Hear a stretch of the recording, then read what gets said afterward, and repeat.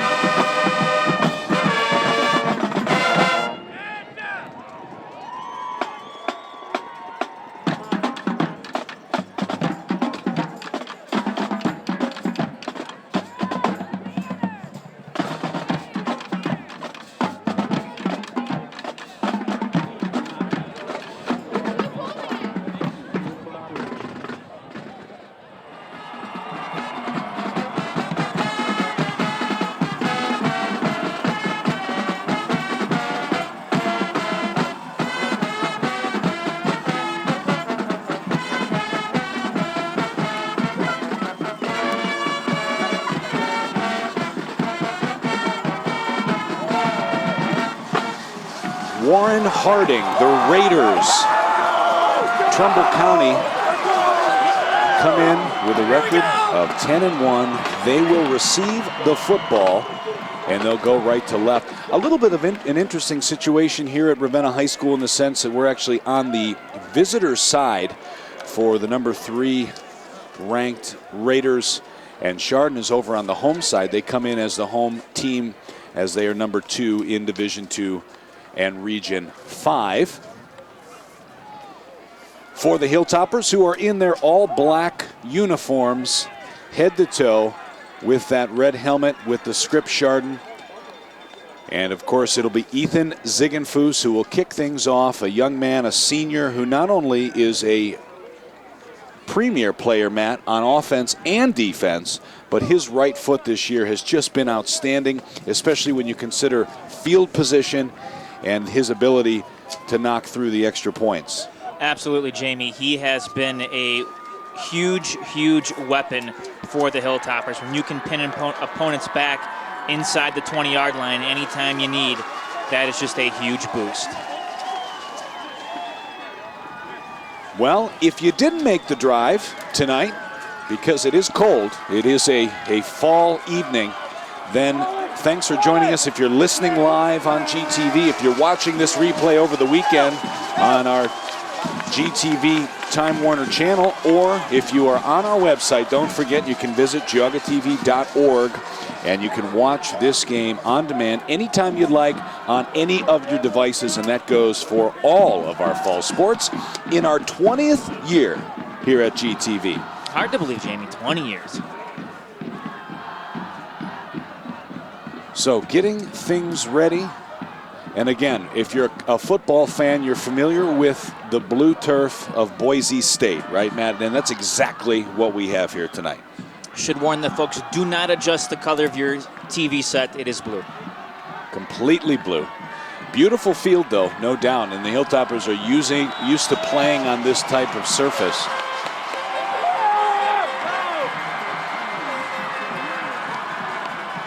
A very, very big crowd here tonight. Cars are still lined up past the home section. We can see them. And here comes Ziegenfuss. High kick in the air. Sent into the end zone for a touchback.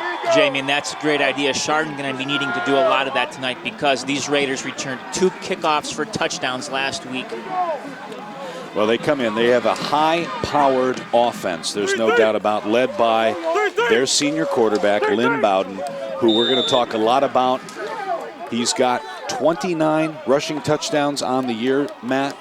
He's thrown the ball for about 1,000 yards. He's run the ball for over 1,700 yards this season. 11 yards per carry. Wearing number 1 down on the field, and the Hilltopper defense will have their eyes on him all night. First play from scrimmage is a handoff to the right side, and it's a gain of about 5 yards for the Hilltoppers, whose defense, Matt. Well, you look at the defensive line. Guys up front, Ryder Davis, Tyler Bowles, Kyle McCaffrey, and Dustin Clute. Linebacking core, Joe Sivas, Chase Klein, and Shane Quinn. And then your secondary, we're going to see a lot of guys switching in and out, including Ethan Ziegenfuss, Mason Ziegenfuss, John McKnight, Jesse Smith, Brandon Frania, Zach Green maybe. Of course, we're going to be seeing A.J. Peterson as well. Second down, Bowden's going to keep it left-hand side. He's hit, breaking tackles. Chardon will have to tackle better than that. It's a first down, another gain of 5 for the quarterback. This is a Chardon team coming in. I mean, they've only allowed 900 yards rushing through 11 games. It is a stout defense led in the middle by Chase Klein, the junior who brought out the pickaxe tonight from the field house when Chardon came onto the field. Trips formation for Harding. The fake. Bowden's going to throw it. Pass is incomplete, just off of the left hand of his intended target. That was Marlon Richardson. So second down and 10. Opening drive. One of the things we'll talk about tonight, Matt, Chardon Hilltoppers, a outstanding high school football program. Warren Harding, though, also known for having good coaches, a good program. They've sent quite a few players to the NFL over the years.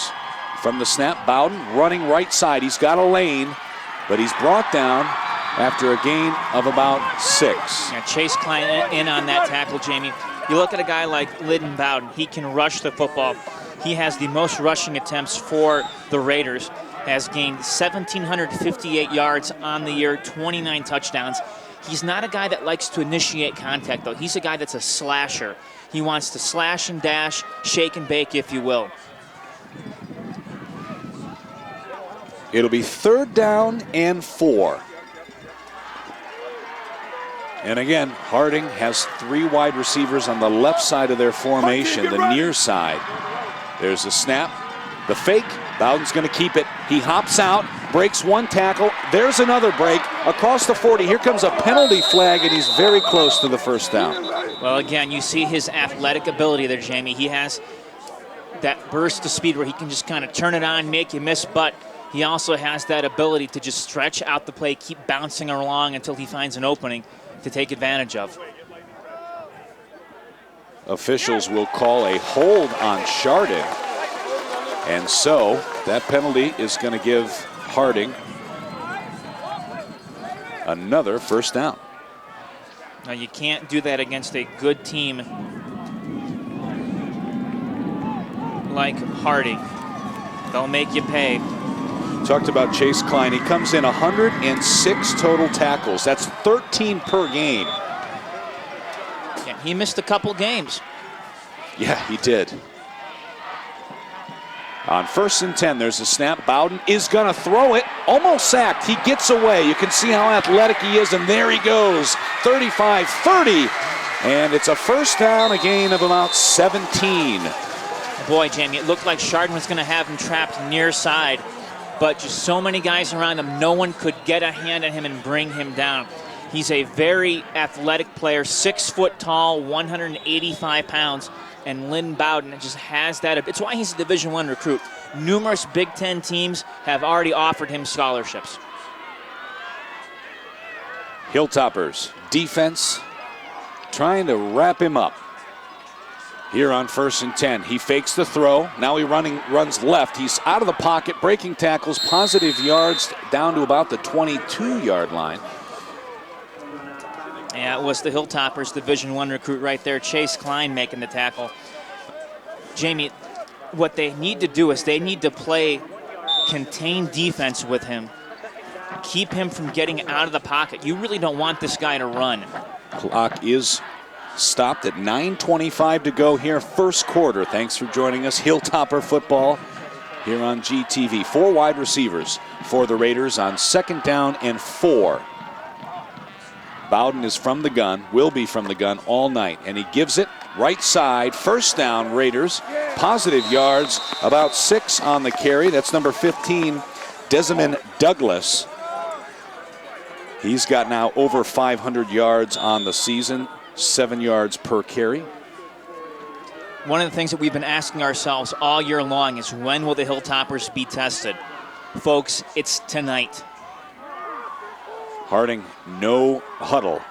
Again, 4 wide receivers. They spread it out.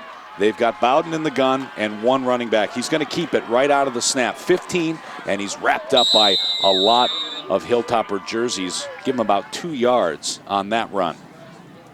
Well, this defensive line has been so good this year, dominant, like you said, Matt. Davis, Bowles, Clute, and McCaffrey. They have created a lot of chaos up front all throughout the year and have gotten a lot of sacks. Man in motion, 2nd down. They're going to give it to the wide receiver who is in motion, running far side, and he's got about 5 yards on that carry. That was a wide receiver, Tavon Hooks. Number 3. Hooks comes in. He's got 13 catches this year, 250 yards and 5 touchdowns. That was just the 5th time that he's carried the ball. Raiders go right back to the line of scrimmage on 3rd down and 2. The fake, Bowden keeps it, running left side, 1st down, touchdown. Now right there you see the speed of Lyndon Bowden. And Jamie, he had Ryder Davis right behind him. And Davis, you thought for a second, might be able to make the tackle, but no. He just turned it up another gear and just broke away from Ryder Davis. Few quarterbacks, few running backs have been able to do that all year long.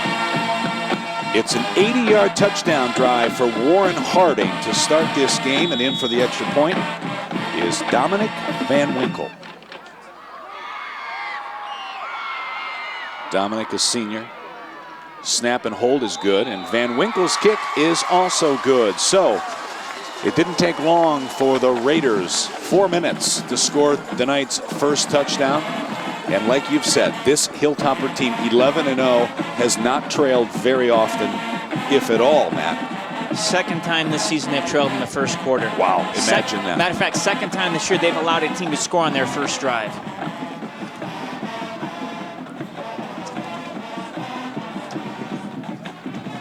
Hey, Jamie, want to take this time to thank our funding communities, including those not bringing you this broadcast, for their year-round support. Our funding communities include Burton Village, Chardon Township, the City of Chardon, Hamden Township, Middlefield Village, and Munson Township. Folks, also want to let you know that we hope to continue to provide viewers with coverage of any playoff game the Hilltoppers may be in. The Gridiron Club has stepped up with support of businesses we've listed, and if Chardon continues to play, we want to be there, but we can't do it without your underwriting. Our normal funding cannot be used for the playoffs, which is why underwriting is so critical for football coverage. If you or your business wish to be a part of Hilltopper football, playoff football, give Dave Jevnikar a call at 440-487-8653. Well, the Chardon Hilltopper return team out on the field, and one of the things that we're going to be looking at very closely, very early on, Matt, is whether or not Tommy Beninati, how quickly he will break the school rushing record held by Mitch Hewitt in 1998, the last time Chardon was undefeated at this point in the season.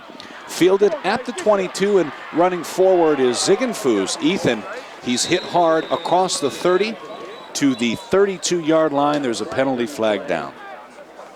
Let's see what this one is.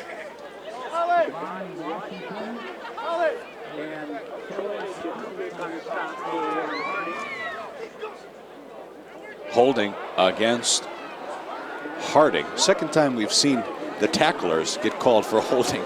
Beninati, though, a senior, 1,985 yards this season. He's thrown it for 540. We know the Hilltoppers, they've only thrown the ball 43 times this season. But think about this, Matt. Third-ranked, highest-scoring Division II offense in Ohio. They average 48 points per night. And one of the great things about Tommy Beninati is he's a 4.0 student in the classroom. Just an exemplary leader for this team. Well, and he's one rush away from setting school history right here. Let's see if this could be that play in first down. Harding has seen nothing like this Hilltopper wing T offense, and they are in a traditional set right now. Man in motion. Beninati turns, gives it straight ahead for a gain of about 4 yards. That is the fullback, Joe Sivas. Oh, it's what you expect from Sivas. Go straight ahead, lower your shoulders, get that contact. Chardon does like to huddle. They like to use the clock. Beninati's going to be joined in that backfield by Ziegenfuss, Sivas, and Joey Dinko, who has been red hot in the second half of the season. The offensive line, James Bryant is the left tackle. Justin Stanko, the leader at left guard. Cam Nias is the center. Eric Mollet and Dustin Clute on the right-hand side. And here is Dinko carrying the ball, running out of room, and he gets back to the line of scrimmage before he is pushed backward. This is a big physical defensive line from Harding. They have guys like Elijah Birch, who's 6'3", 215. Marquise Allgood, a junior, 6'0", 280. Caprice Sledge, 5'11", 325. And Juwante Harbin, a senior, 6'1", 215. Harding coached by Stephen Arnold. And so Hilltoppers offense out on the field here on 3rd down and 7. Beninati from the gun. He fakes it, keeps it straight ahead. He does not have the first down. In fact, he's about 4 yards short. Now this is going to be a very interesting call, Jamie. Chardon all year has gone for it on plays like this.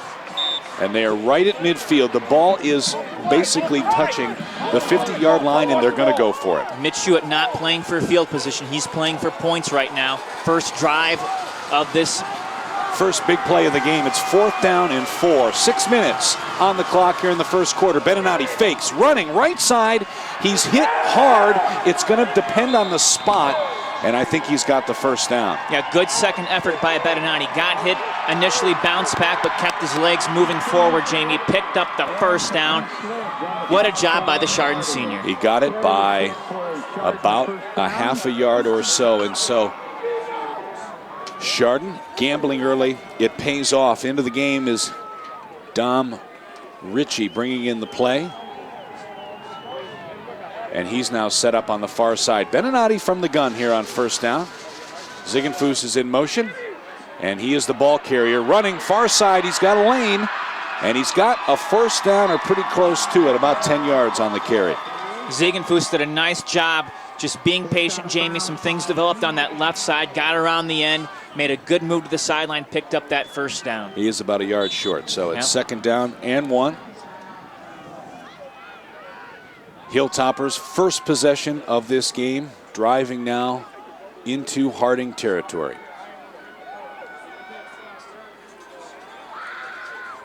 Beninati from the gun. He's got a guy to his left and his right. Fakes the handoff, keeping it straight ahead. First down, Chardon.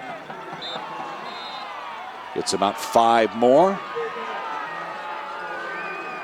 And we don't have our official statistician, Matt, to tell us if he's broken the record. He's picked up about 9 yards on 2 carries so far. So he actually just has tied Mitch Hewitt's single-season school record of 1,994 yards. Mitch Hewitt did that in an entire season, in a postseason that went all the way to the state finals. That was in '98.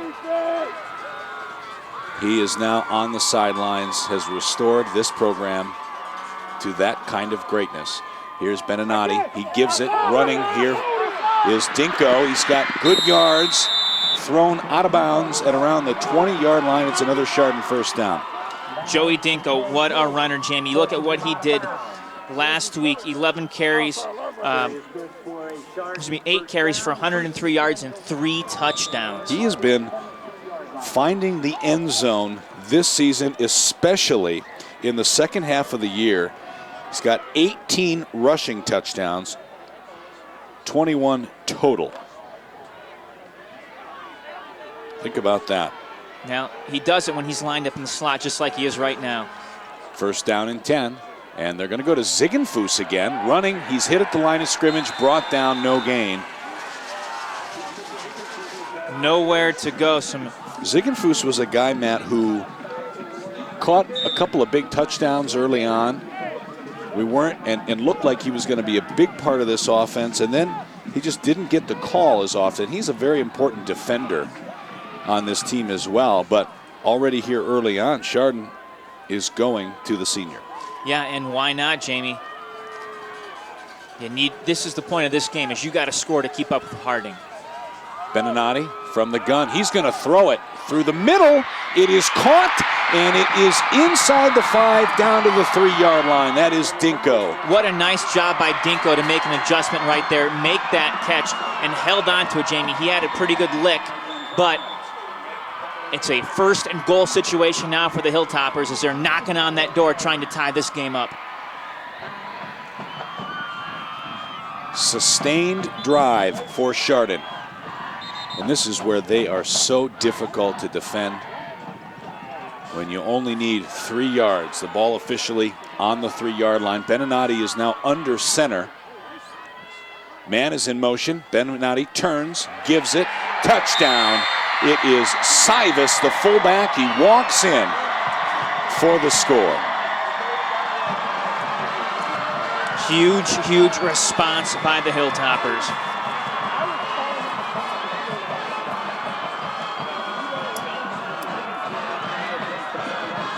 And Jamie, that was all set up by the decision to go for it on 4th down at midfield.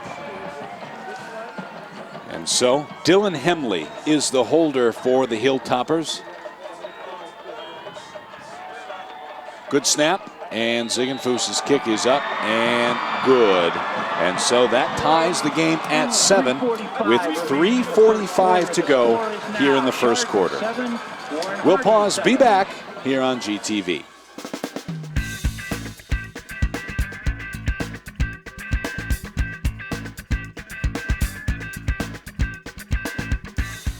And so we are back.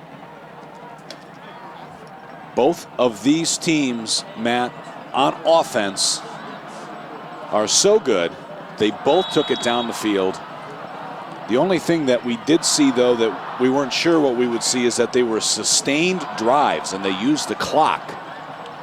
Haven't had a huge play yet, but don't doubt that it's coming. Ziegenfuss's kick is again about 8 yards deep into the end zone for a touchback. They do not want these guys to return anything, Jamie. And one of the things that we kind of mentioned this briefly, but worth bringing up again, and we're going to be talking about this as the night progresses. Your best defense night for either team is your offense. Sustained drives, keeping the other team off the field.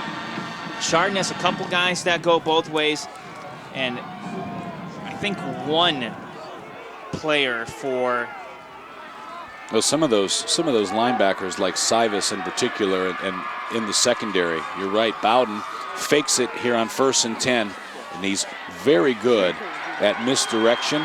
He's got positive yards, about 3, before he's brought down by a number of Hilltoppers. Well, that's what you have to do against Lynn Bowden, Jamie, is you really have to gang tackle him. But again, you have to keep him contained.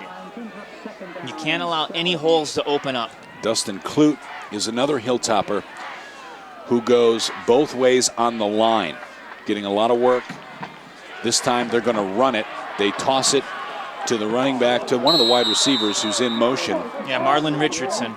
Positive yards for Richardson. He gets stopped at about the 28-yard line. He is short of a first down, so it'll be 3rd down and about 2. Oh, this is an important down right now for the Hilltopper defense. You'd love to see your guys get back out on the field offensive, but you have to get this key 3rd down stop. From the gun, Bowden's going to keep it on a delay. He has the first down, 35, still on his feet, and he's out of bounds at the 40-yard line. Boy, he had a move right there. It looked like a video game when he made one of those Hilltoppers miss on defense. Jamie, right now, he just looks like a man amongst boys, the way that he's juking guys out. Very talented quarterback for Harding. This is a Harding offense, by the way, that loves to put up points. They are in a full no huddle right now, and they run the ball, but he's stopped for a loss. That is Karan Adams, a sophomore, number 33, hit immediately and dropped at the line of scrimmage. Raiders averaging about 42 points per game. They've held their opponents to about 16 points per game. Similar to Chardon's numbers. 2nd down and 11. Throwing, and it's caught right at the first down, falling forward. It looks like he fumbled the football, though, the receiver. That was Hooks. The officials are saying no, he did not, and it's a first down for Hooks. Chardon thought that they had the ball there. It was difficult for us to see, but it is a first down on the 12-yard gain. Ball is right at midfield for the Raiders. Man coming in motion again, it's Hooks, who's running, breaking tackles, and he falls ahead after about 3 yards. McKnight in there to make that stop, Jamie. And boy, they got to figure out a way to contain also Tavon Hooks. Tavon Hooks is a senior. Jalen Hooks is a junior. And they are both lined up together here on the near side of the field. 4 wide receivers for Harding. Final 1 minute and 20 seconds of the first quarter. Fakes, Bowden running left side. First down, 40, 35, into the secondary. Another big play for him. He got about 14 on that carry. Now they're just methodically moving the football down the field right now. This is an offense that has averaging about 9 yards per play, Jamie. They average per game about 386 yards per game. Harding, all white uniforms, looking to the sidelines, getting the play in the no huddle. Snap to Bowden. He's going to throw. Now he's rushed, and the Hilltoppers cannot bring him down. I don't know how he got out of that. 25, 20, 10. Bowden is inside the 5. He's in for a touchdown. That's a 31-yard score. It was even more than that as he was almost sacked. My goodness. That should have been a huge loss for the Raiders. Instead, a broken play touchdown by Lynn Bowden. Now the Chardon defense under Brian Landis, the defensive coordinator. Now they know what they've got to do, because Lynn Bowden is untackled. They're having a very difficult time. The extra point is up and good, so that makes the score 14-7, and there are 31 seconds to go here in the first quarter.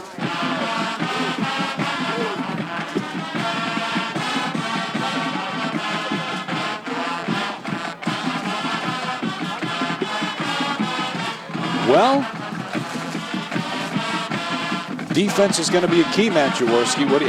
The offenses of both of these teams are very, very talented. Absolutely, Jamie. This could very well come down to the first team getting a stop in this game.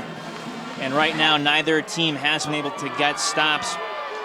You look at what Chardon's defense has done. They limit their opponents to 83 rushing yards per game. 111 passing yards per game. I hate to tell you, Lynn Bowden already has rushed for more than 83 yards in this first quarter.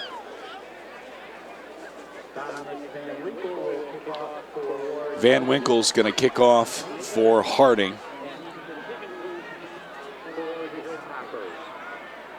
Back deep for the Hilltoppers are both Ziegenfuss brothers. Ethan is the senior, Mason the junior, and they have become special teams specialists, both also playing defense in the secondary, and Ethan a big part of the offense. This kick is low and fielded by Ethan as he goes backward from the 12-yard line. He's across the 20, across the 30, and he's eventually brought down at the 33-yard line, and that's where the Hilltoppers are going to start again on offense. Matt, does Beninati, he's tied it, right? One more run and he's got the school record. Yes. Yeah, he picked up 9 to tie Mitch unofficially, and he's 7 yards from shattering 2,000.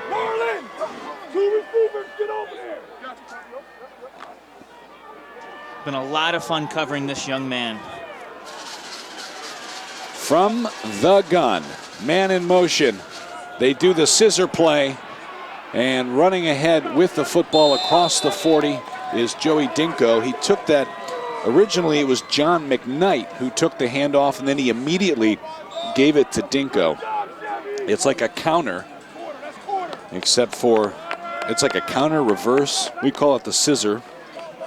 It's pretty interesting. Not a lot of teams do it because you're basically running a reverse in between the tackles, and that was the final play of the first quarter. So right now, it's all offenses for both teams, and the score 14-7 when we come back. Hilltopper Playoff Football is brought to you by the Chardon Hilltopper Gridiron Club in coordination with GTV and the considerable support of the following businesses. Tonight's game is brought to you by the Burr Funeral Home, Conic Law, LLC, Foot and Ankle Specialists of Ohio, Junction Auto Family, the Chardon Smile Center, the Middlefield Banking Company, Square Bistro and Lore Bistro and Sushi Bar, Consumer Tire, Keller Williams, El Patron, DNS Automotive, the Goddard School, Residence Artists, the Bass Lake Tavern and Inn, Precision Orthopedics, Boozagon Audio Video, the Chardon Athletic Boosters, Aqueduct, GTV.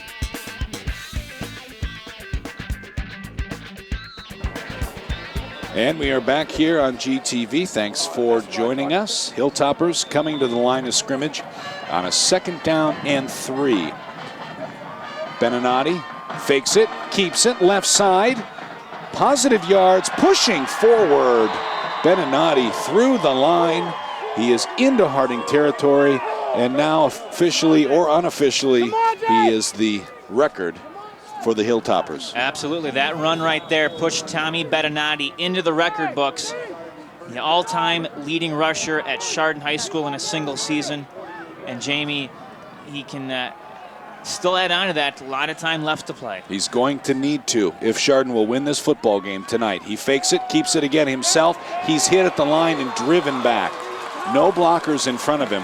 And there were 3 Harding players with Naz Batee Diggs leading the charge, a senior. Well, very interesting. Of all the 11 teams that Chardon has played up to this year, including some teams that know how to play the Hilltoppers, none have looked this prepared to stop the wing T as the Raiders have so far tonight. Forward progress did give Beninati 1 yard. He's under center. Dinko's in motion. Dinko's the ball carrier, running far side. He runs out of room and again stopped right at the line. The quickness and athleticism of this Raider defense right now is very tough for the Hilltopper offense, Jamie. They look a couple steps slower right now. Some defensive substitutions for Harding. They make some changes on the defensive line, and now some of the Harding coaches, there's a lot of assistant coaches for Warren Harding. There's about 20 of them. They're asking this crowd to get loud. Fake to Dinko. It's Beninati running. Beninati breaks 1 tackle, falls forward. He gets 2 yards, but he needed 8, and now it's going to be 4th down and long. Matt, what do they do here on 4th down and 7? Well, they went for it at midfield, and they're going for it now, Jamie. I don't know about this one, but it's what Mitch Hewitt wants to do. Hilltoppers are staying aggressive on offense. They've not had much success this second time around against the Raider defense. Beninati under center. They line right up in the wing T. Takes it, gives it. Dinko on the counter, 1st down, and he gets across the 30, down to the 28-yard line. But see, what do I know? Don Novacic calls that great play. Dinko takes off, bursts of speed, gets a big 1st down. Move those chains, boys. It's always incredible to watch an offense come up on 4th down and 7 and just run a straight counter play with Dinko to the right side of the line. He gets through it and gets the 1st down. Drive continues. Beninati from the gun. Now Cyrus is in motion. Beninati's going to throw it over the middle. Caught. Touchdown. Dinko.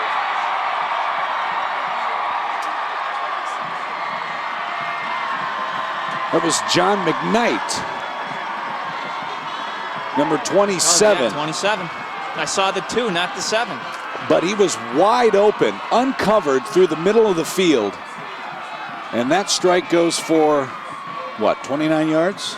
Yeah, 29 yards, Jamie. 2nd week in a row, McKnight has caught a touchdown pass, or has caught a big 20-some yard reception. Chardon, as we've talked about it all year, they don't throw it a lot, but Beninati just completed his 24th pass in his 44th attempt, and this one is up and way good for Ziegenfuss. Ties the game at 14 with 9 minutes to go here before halftime. Wow. Well, don't go anywhere. We'll be back here on GTV.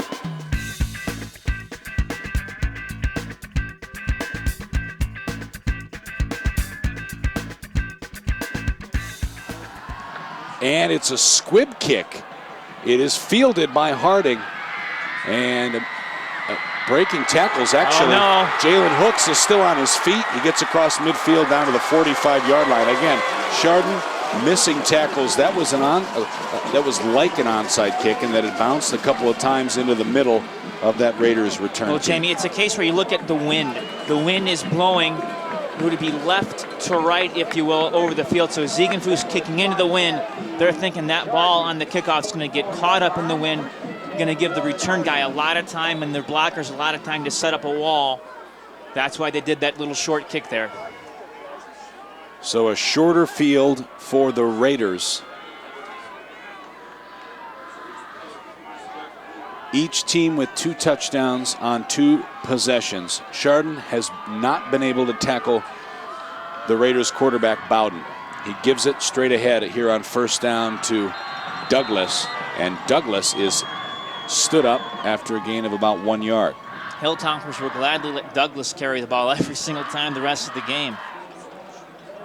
He does come in with the second most carries, but most of the carries this year have gone to Bowden.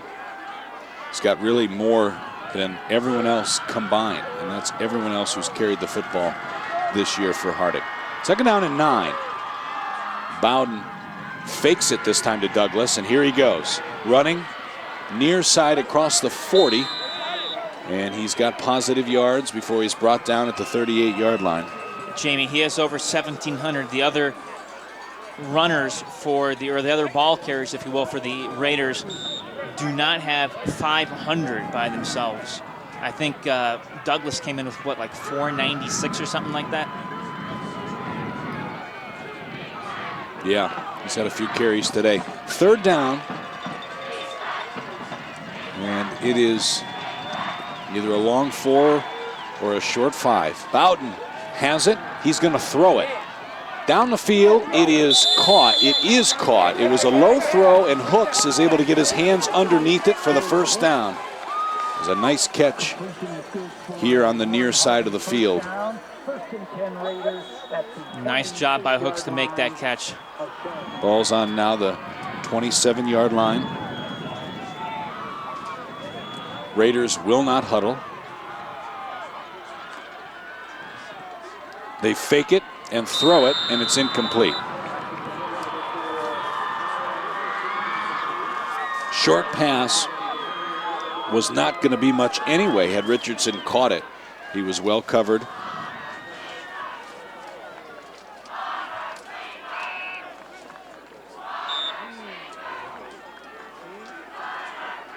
Raiders have basically had 4 wide receivers in the game at all times, 1 running back, and then Bowden. He's going to keep it. Quarterback draw up the middle, breaking tackles, going inside, back outside.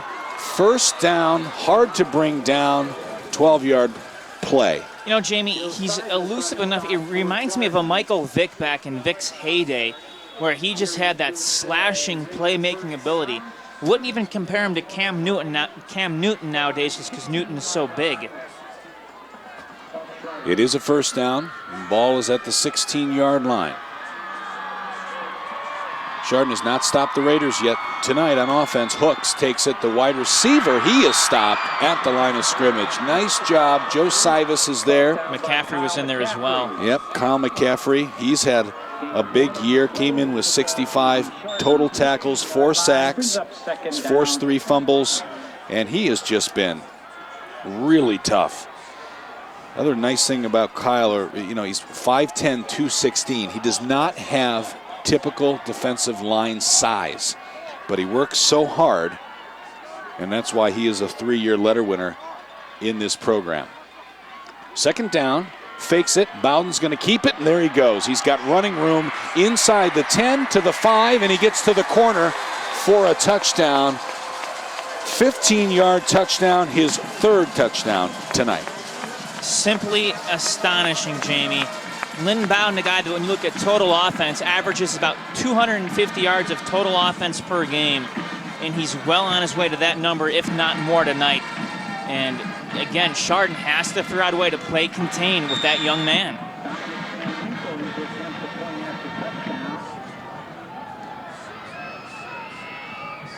So back in the kicker, it's Van Winkle. Richardson is the holder. High snap, but Richardson gets it down, and Van Winkle sends it through. So 3 possessions, 3 Bowden touchdowns. And with 6:06 to go here before halftime, The Hilltoppers trail Warren Harding 21-14.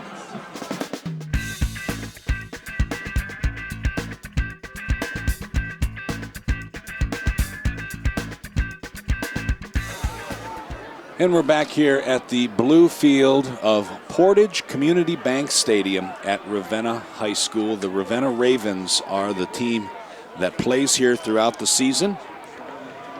It is a beautiful field, bright blue, with Ravens in one end zone, Ravenna in the other, and a big white R trimmed in red at midfield.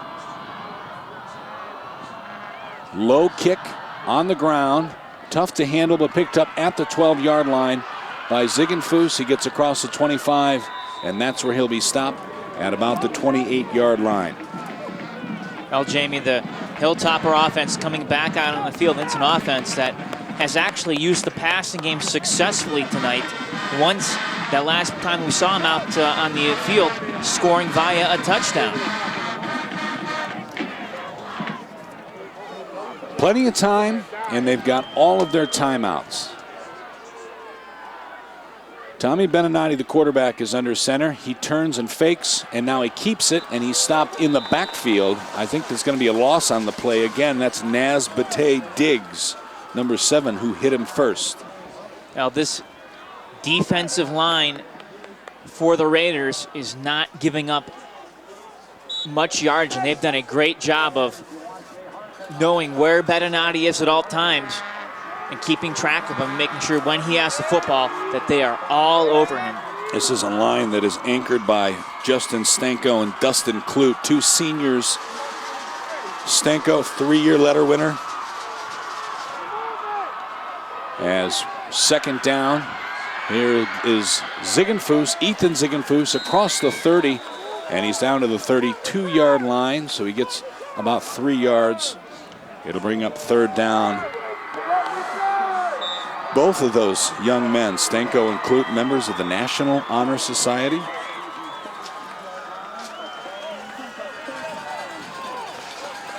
It'll be third down and 6.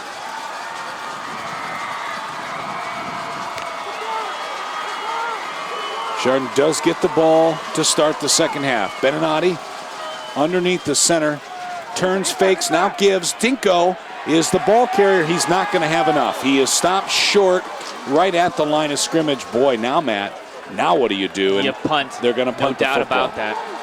Mitch Hewitt, for the first time tonight, sends that punting unit out onto the field. Because they are on their own 32-yard line, and it's fourth down and about 5. Yeah, they're trying to catch the Raiders off guard with a quick punt. Look at Mason Ziegenfuss. It's a good kick, fielded at the 30, and immediately going down, falling forward, is the Warren Harding return man, and that again is Marlon Richardson, who's a big part of this offense. Good kick. Yeah, I was going to say, good time to let you folks know that GTV, we have live streaming available on channels 20 and 22. So go to the website, jogatv.org. You can watch our live streaming or video on demand. Couple great services there, and it's all free for you. So just, again, go to the website, check it out, jogatv.org.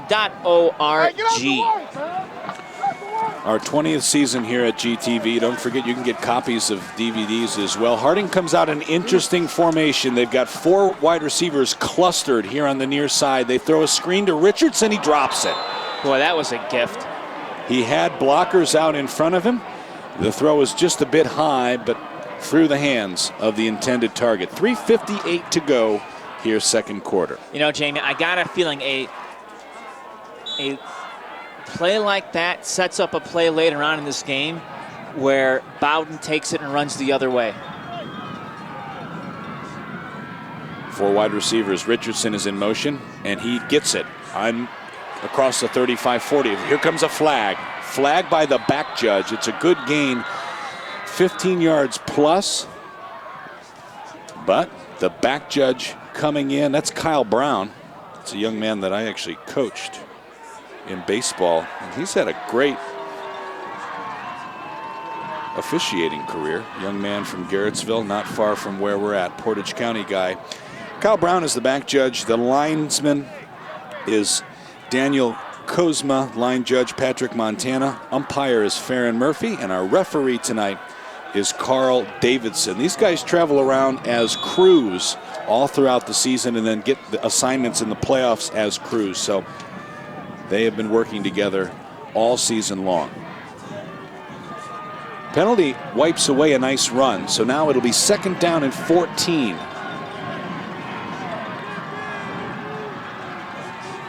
Bowden wants to throw it. He's got a man. Richardson's wide open. 35, 40, 45 into Chardon territory, down to the 47-yard line. Now the vaunted Hilltopper defense looks anything but staunch tonight, Jamie. They have taken a beating as the Raiders just doing whatever they want to right now. They have all 3 of their timeouts as well, do the Raiders. But they're in a no huddle, and the clock is moving. 3.5 minutes to go. Bowden, high snap, hands it off straight ahead. Not much for the ball carrier there. That again was Karan Adams, 5'9", 170-pound sophomore. 3rd on this team in carries. He's got some big play capabilities at almost 10 yards per carry. Raiders right back to the line of scrimmage, 2nd down and 8. This time they fake it. Bowden's in trouble, but there he goes. Gets away again across the 40 and out of bounds. Chardon just cannot wrap him up even when they've got him cornered. No.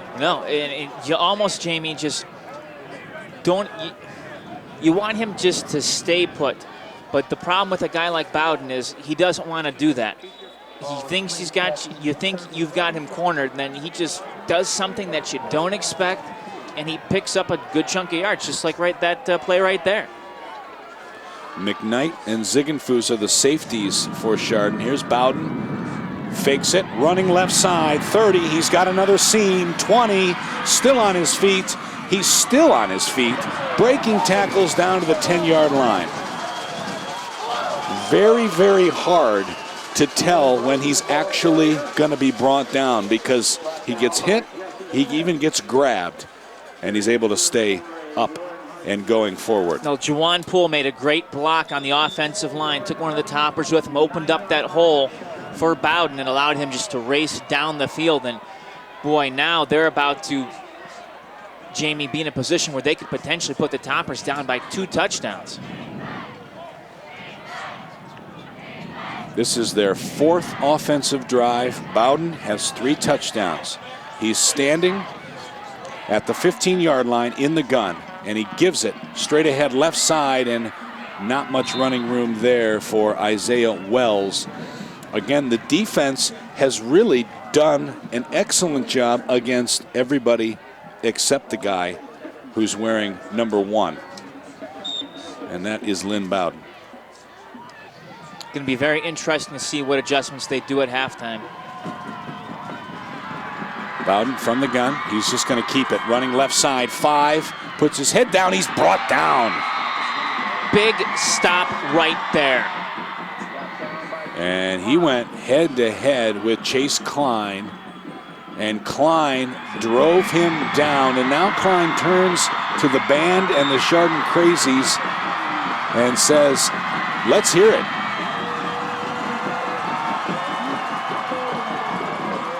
Third down and goal from the 3-yard line. Bowden is looking toward the Harding sidelines, and I think they're going to take a timeout here because they don't seem to want to snap the football.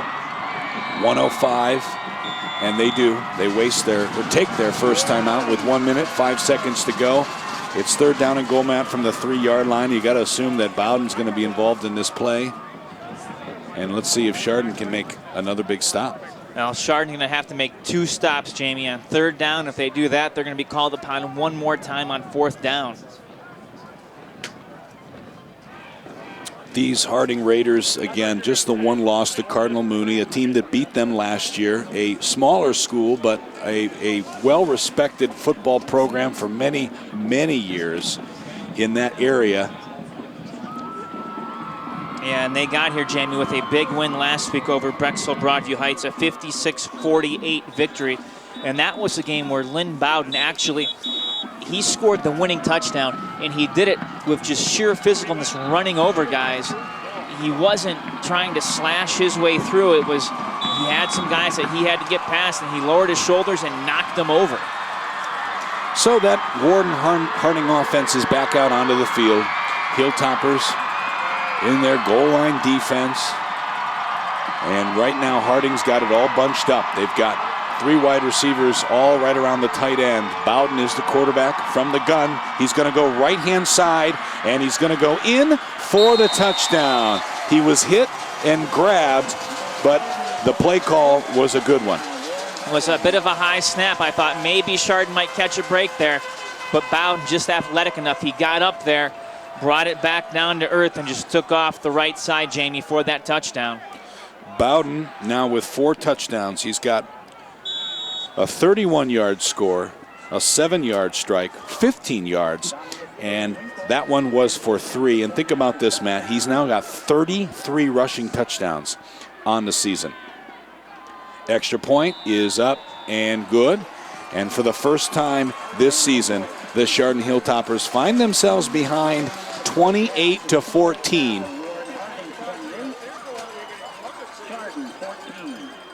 It has really, at this point, if you're wondering what this looks like from our vantage point, it's simply been the fact that Chardon's having a difficult time stopping the Raiders' quarterback. The offense looks fine. They've just missed some tackles, and they haven't made really many mistakes other than that. Yeah, it's all been, Jamie, the inability to stop Lynn Bowden right now. Now, you know, the nice thing is they're going to have a whole half to be able to correct that. You know, the problem is they have not faced this kind of adversity. Their biggest deficit entering tonight was 7 points on the year, which happened once. So the question is now, you know, how do they respond to this?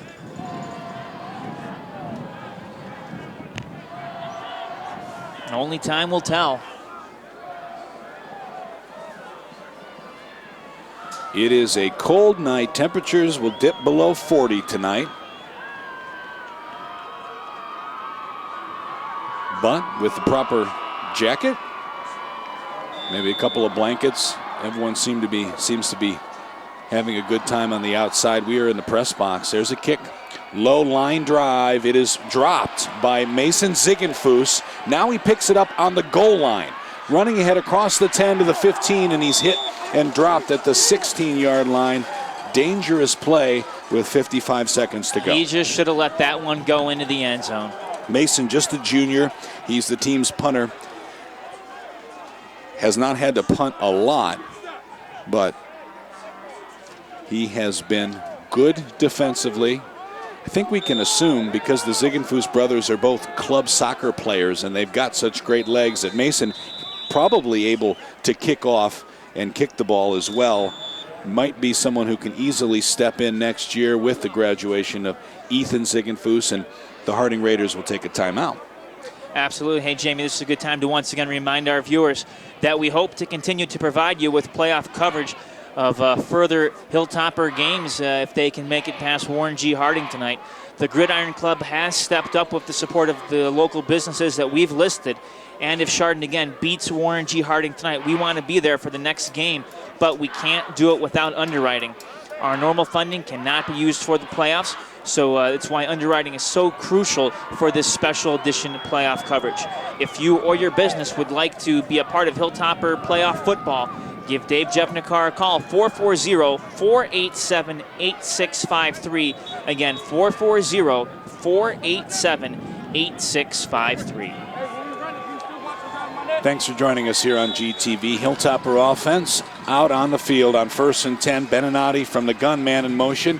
They run that scissor play. Dinko's the ball carrier, running far side. He's wrapped up, not much there, only a couple of yards.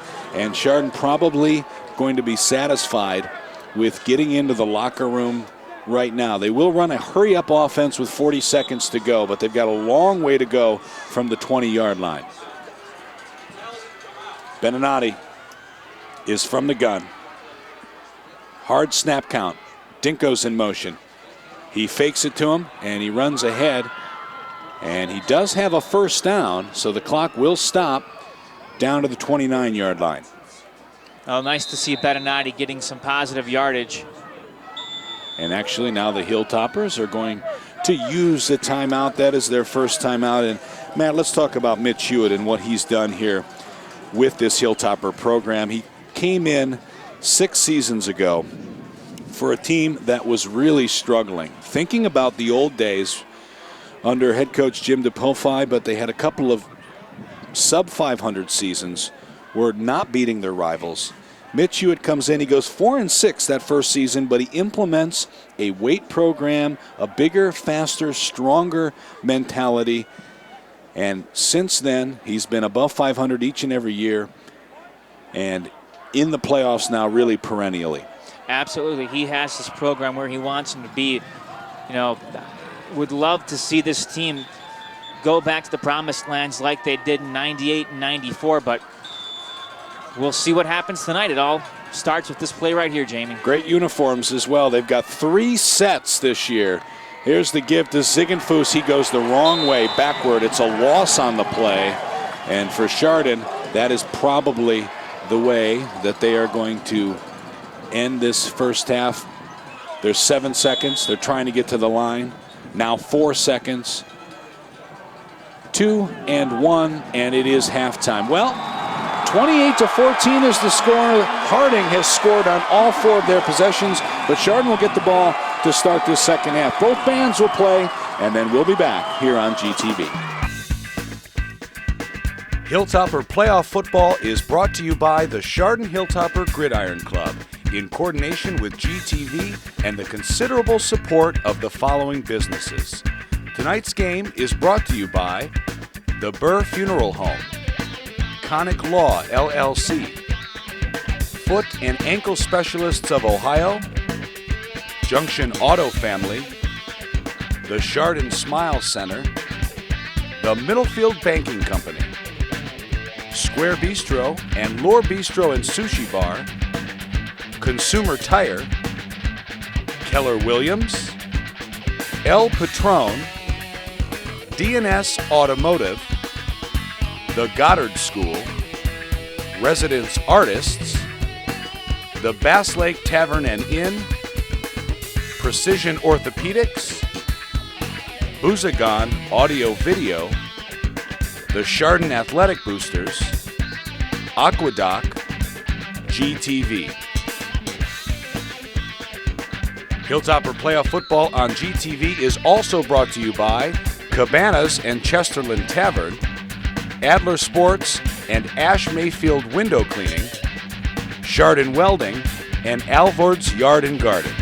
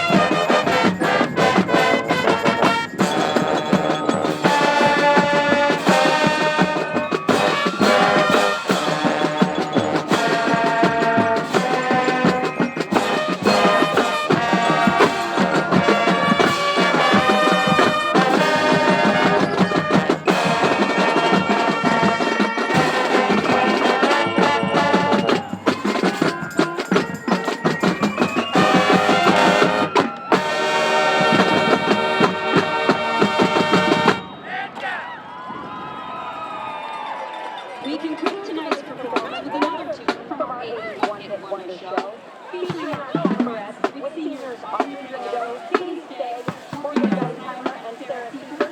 Here is Faith. Grab Benny, go, go! Alright, ladies, this might be our last time together. But it's not going to be!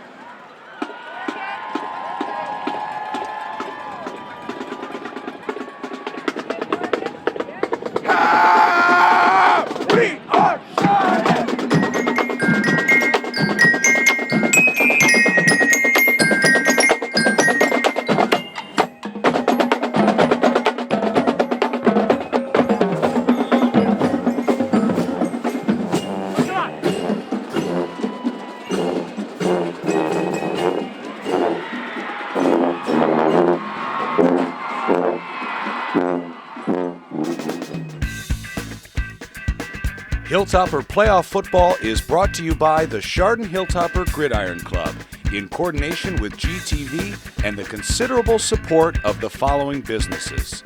Tonight's game is brought to you by the Burr Funeral Home, Conic Law, LLC, foot and ankle specialists of Ohio, Junction Auto Family, the Chardon Smile Center, the Middlefield Banking Company, Square Bistro and Lore Bistro and Sushi Bar, Consumer Tire, Keller Williams, El Patron, DNS Automotive, the Goddard School, Residence Artists, the Bass Lake Tavern and Inn, Precision Orthopedics, Boozagon Audio Video, the Chardon Athletic Boosters, Aquedoc, GTV. Hilltopper Playoff Football on GTV is also brought to you by CCM, Chardon Chester Rental and Chardon Tavern, KT's Custom Logos and Less Engineering, the McCaskey Team, and Joe Burnett at Union Home Mortgage. About to start the third quarter, the Hilltoppers will receive the kickoff. They will go right to left, and it is a kick on the near side fielded at the 7-yard line. And here comes Mason Ziegenfuss across the 20, where he's brought down by the Raiders tackler. That was Trey Murray. Thanks for joining us here on GTV. Well, the Chardon Hilltoppers, undefeated at 11-0, have trailed only one other time this season, and currently behind right now 28-14. But this is a team that has a lot of confidence, and it wouldn't take much to get them back into this game. This offense so strong, and it's Beninati on a keeper, right hand side through the guard, and he's got a gain of about 3 yards. Well, Jamie, if you're the Chardon Hilltoppers, you find yourselves trailing right now. The question is, what are you going to do to get back in this one? And I think the answer is you have to give the ball, you have to keep the ball in the hands of your biggest playmaker, Tommy Beninati. I don't think he touched the ball enough in that first half. He is under center on second down. Wing T turns, gives it to the fullback. That's Sivas, and again, he goes forward for positive yards. Third down and short coming up. Here at Ravenna High School, it is a full house on both sides. Warren Harding, they brought a great crowd down here tonight. We knew that they would. It is a close-knit community who loves football. Real blue collar, Trumbull County. Third down, and it is a first down as Beninati gets the 1 yard he needed and a couple more. Now move those chains, and it's what Chardon needs to do, Jamie. Take some time off the clock, keep Bowden on the sidelines as best as you can, get a touchdown. Only stopped the one time, and when they had to punt. And then right before halftime, wouldn't really count that one, as they only had about 50 seconds to go in that drive. Is first and 10. Dinko is in motion. Fake to Dinko. Here's Beninati keeping it. He's hit and dropped at the line of scrimmage. There's one of those Raiders defensive linemen, a big young man by the name of Caprice Sledge. Yeah, Sledge is definitely a big boy who's come up with some key stops. 325 pounds on the roster. Also leads this team in tackles coming in. Really can dominate up front. And no sacks, but 5 tackles for losses. Second down and 10. Beninati gives it straight ahead. Sivas, the fullback, through the middle. And a good gain there. It'll be third and short again. That is when this offense is running at its best, Matt, is when Sivas is picking up big chunks of yards through the middle of the field. Absolutely. Sivas has done a tremendous job in this game of getting the football and just going straight ahead for some nice yards. A lot more things you can do on third and short than third and long. We got a tight end in the game and 3 running backs with Beninati, who gives it straight ahead. First down, Chardon, on third down and 2. Still moving forward, getting close to midfield was the Chardon ball carrier. And again, it is Joe Sivas, the senior. He is one of those true two-way players for this Chardon team. He comes in, he's got 10 touchdowns on the ground, and he also is a big part of the linebacking unit. Yeah, 111 tackles, 10 sacks. He's a beast defensively and just as good offensively. Beninati's just going to keep it from the gun, running left side, and he has positive yards, about 7. And again, this Chardon offense coming right out and picking up 4, 5, 6 yards at a time to start this third quarter. For the first time this season, Chardon trailed going into the locker room at halftime. They've faced the adversity that they haven't seen all year long, and I like the response so far, Jamie. Dinko's in motion. There's some movement, and the referees will stop the play, and the line judge signaling offsides against Harding. Going to give the Hilltoppers a first down. Ball now at the 41-yard line, Harding's 41-yard line. This drive now at 4 minutes, and boy, the good news for Chardon, of course, they're keeping Lynn Bowden off the field and moving the offense down the field as well. Oh, Jamie, and that was how Harding got their only loss of the year against Cardinal Mooney. Beninati from the gun, fakes it. Now he wants to throw it. Throwing it deep downfield, and it is incomplete. Dinko was too far down the field, and Beninati could not get it to him. Beninati upset that he made a bad throw. He knows it, just kind of stomped his foot there. He was pressured, and he was also rolling to his left, and then he had to turn his shoulders. It's a tough throw for a QB to have to throw across your body like that. Yeah, Dinko was open, but that would have been a very tough pass to complete. Second down and 10. Chardon has Jake Nias into the game lined up. There's the give to Sivas again through the middle. He's got about 4 yards. Now Chardon entering that spot, Jamie, where it's definitely 4 down territory for them. We've seen them go for it twice within this range, so if they can just get some nice yards here to get a 4th and short, they might be thinking about that here. Harding fans making some noise here on 3rd down and 6.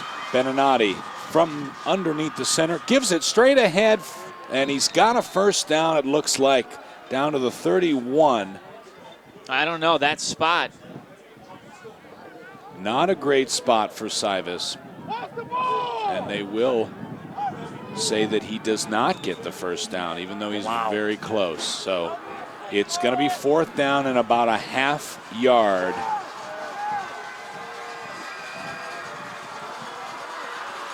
No delay by the Hilltoppers. This will be the 3rd time they've gone for it on 4th down. They got the first 2. Beninati from under center. Hard count. Turns, gives, first down. It's Sivas again. He is the workhorse here in this 3rd quarter, and he got way more than the 1 yard he needed. Give him maybe 7 or 8 on that carry. No, he's the one man that the Raiders just cannot stop. They cannot slow him down. He's just eating chunks of yards up, taking time off the clock. This drive, this opening drive of the second half, now in its 6th minute.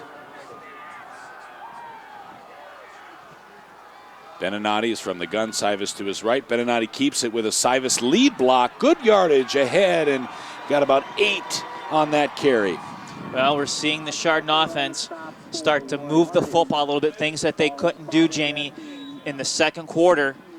Warren Harding got really keyed in on Beninati. It's been a steady dose of Joe Sivas this to start the 3rd quarter here, and finally Beninati gets a nice run because they were all looking at Joe Sivas. And Warren Harding is going to take a timeout. This defense is just going backward. The ball is on the 16-yard line, and the Hilltoppers trailing by 14 on their way down the field here on GTV.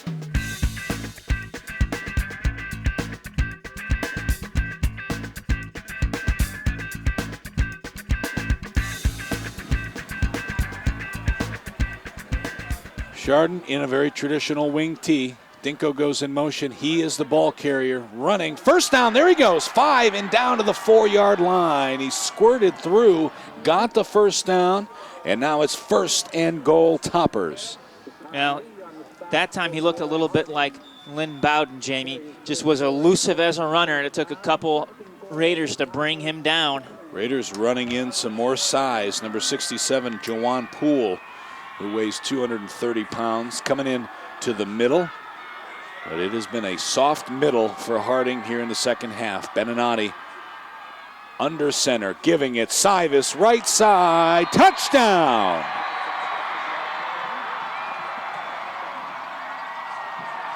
Now, Hilltoppers do what they need to do, Jamie, on this first drive of the third quarter. That is how you keep the fans into this game, and you keep the spirits very high on the Chardon sidelines. They took it downfield in 7 minutes here in this third quarter. Ziegenfuss on for the extra point, and it is good. So 28-21. Now, though, Matt, we've got a big test for this Chardon Hilltoppers defense, who has not been out on the field yet here in the second half. You talked about what Bowden did. He scored 4 touchdowns, had over 180 yards on the ground. He's going to be back out on the field. And Chardon now has to prove to themselves that they can stop this Division I recruit. Absolutely. This is going to be the big test. If they can come, they don't need a 3-and-out, Jamie, but you need stops. You need to force either a turnover on downs, a punt, a turnover, if you will. They need something. They just have to keep the Raiders off the board on this drive. You cannot let them respond right now and take that lead back up to 14 that you just whittled down to 7. Bowden is actually back as a kick returner here, along with one of his teammates. Yeah, Richardson. They both had returns last week of 75-plus yards in the kicking game for touchdowns. Something, yeah. This young man, he's going to move way up to the 20-yard line. And behind him is Richardson. I can't see Ziegenfuss kicking it there. They're going to try that squib again. Fielded at the 30. Reversing territory. 35 across the 40 down to the 43-yard line is Jalen Hooks. And that's where the Raiders' offense will start. I'm surprised that they aren't letting Ziegenfuss go for the touchbacks there. Well, again, I think it's because he's kicking into a strong wind right now. True, yeah. But, Jamie, that means, though, that fourth quarter, they're kicking with the wind. And those are touchbacks. A little bit of strategery right there. Harding offense onto the field. 3 wide receivers and a running back. Here comes the quarterback, keeping it on 1st and 10. And he gets about 2 yards before he is driven back by 5 Chardon Hilltoppers. Listen to that crowd. They're pumped up that Chardon finally got Bowden and limited to him just 2 yards right there. Tyler Bowles helped lead that stop.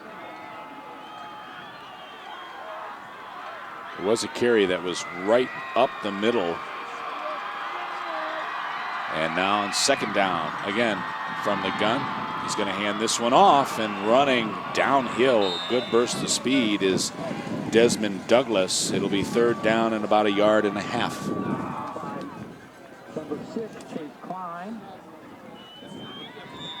Jim had mentioned earlier, the Hilltoppers need to stop. One of the things you probably can't count on is a turnover. Raiders with only 8 turnovers this season. Hilltoppers with 5, so both teams do a great job taking care of the football. Big early play in the third quarter. They fake the handoff. Bowden is running, and he is going to fall forward and have the first down. They almost stopped him. The good news for Chardon is if this was the first half, Jamie, he could have run for a touchdown. But now his runs, they're not 7, 8, 10, 15, 30-yard runs. We're just talking 2 yards here, 2 yards there. So Chardon definitely making an adjustment right now and limiting what Bowden's done offensively. Now watch this play right here because they got quads at the far side. This is the second time they've done this, and they are going to throw it deep right side. It is incomplete. Overshot the intended target, Jalen Hooks. They went ahead and tried to get all the attention to the far side of the field, and then they went man-to-man on the right side, but it's incomplete. That was Ethan Ziegenfuss on the coverage. Good coverage by Ziegenfuss. Bowden just simply overthrew that football.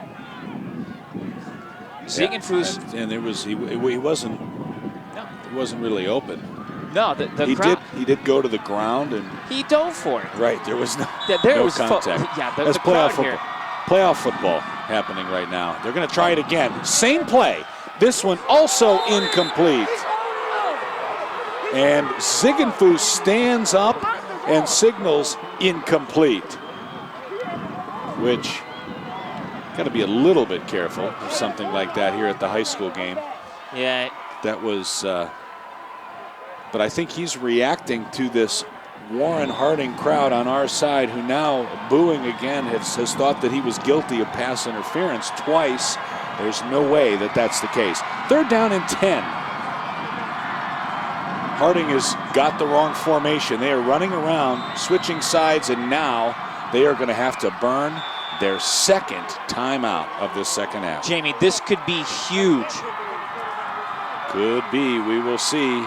The Chardon Hilltopper fans, though, really getting behind their team right now. We'll pause. Be back here at Ravenna High School.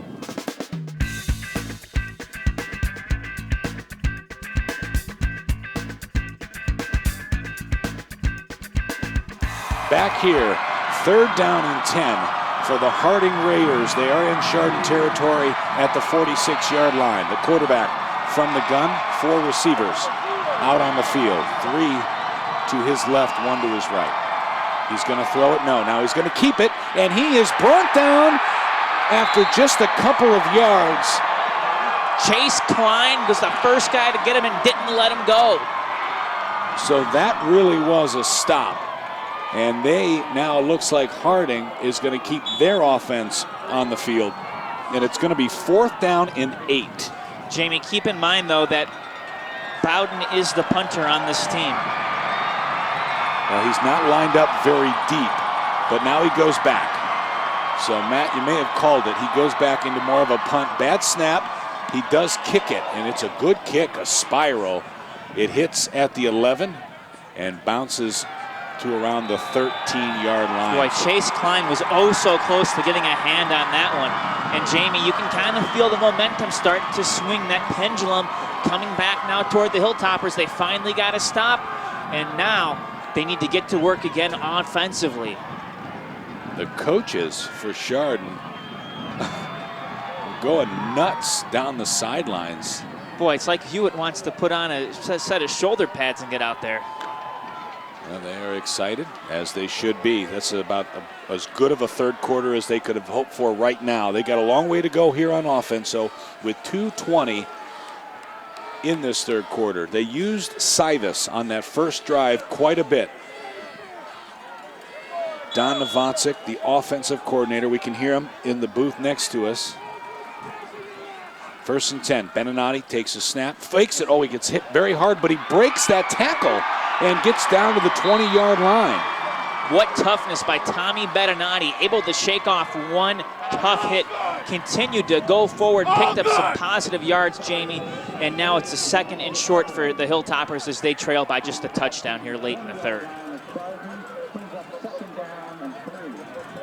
So it's a 7-yard gain.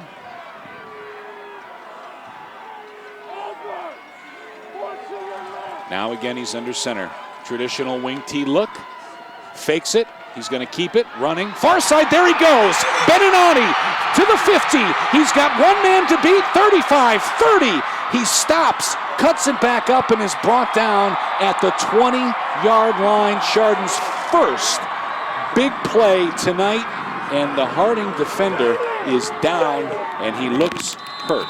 Gino Gonzalez saved the touchdown right there. He was the only person able to touch Bettinati, to catch Bettinati. And wow, Chardon, Jamie, finally gets a big play.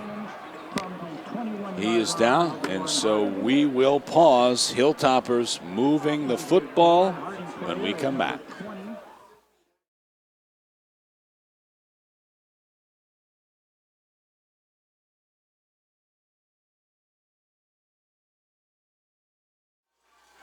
And now coming off the field is Gino Gonzalez, limping slightly. Not sure the extent of it. He did make a touchdown saving tackle. Clock is running. Hilltoppers are on the Harding 21-yard line. Just their second drive of this third quarter. Bettinati fakes it to Dinko, goes ahead for 3 or 4 yards. He is into the red zone. Well, that injury briefly stopped momentum following that 59-yard run, Jamie. But if you're the Hilltoppers, you have to like the position that you're in. Right now, you are the underdog in this one. You're the one trying to do the hunting right now. Again, this offense is meticulous.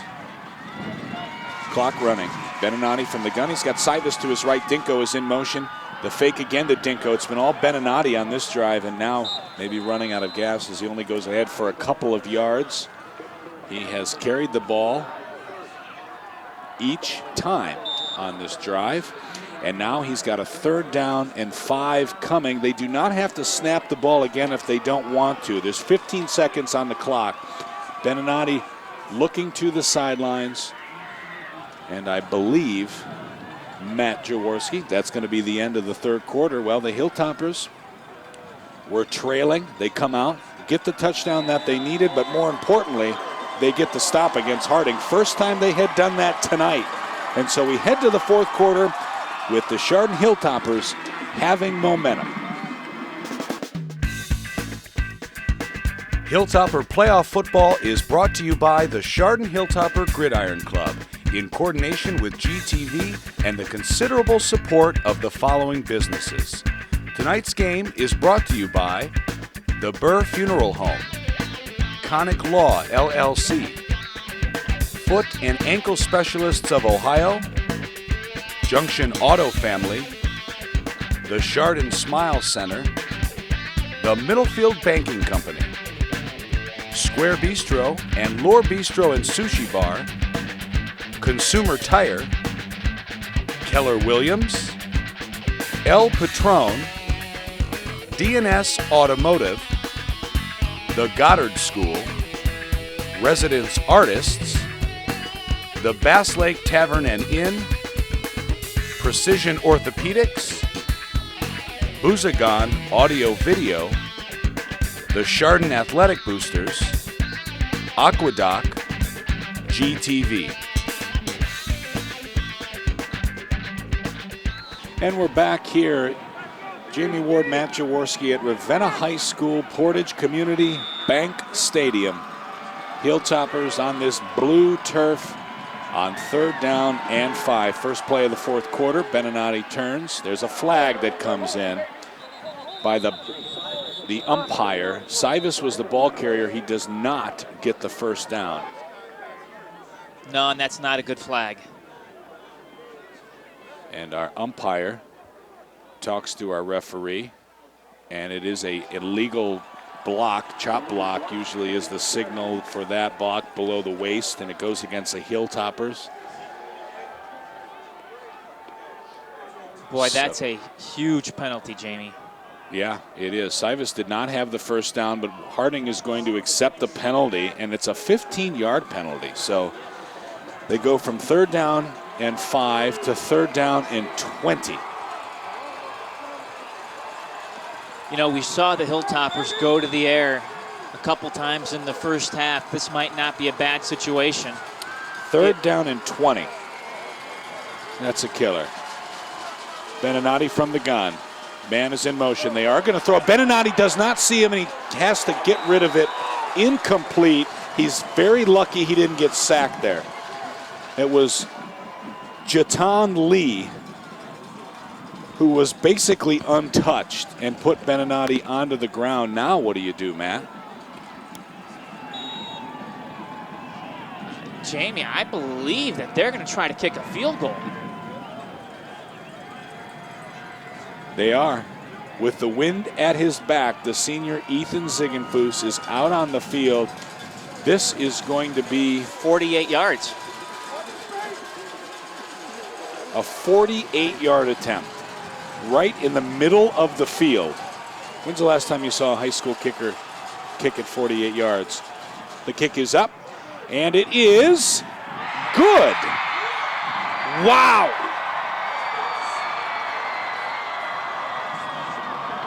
I'm speechless. Absolutely speechless. That just might have set a Chardon record. Ethan Ziegenfuss just hit a 48-yard field goal in a high school game with the wind at his back, and that makes the score 28-24. It had plenty of leg, too, by the way. It could have gone back 5 more yards. Well, the snap didn't look the best on was that not. either. It was not a great snap. And give a lot of credit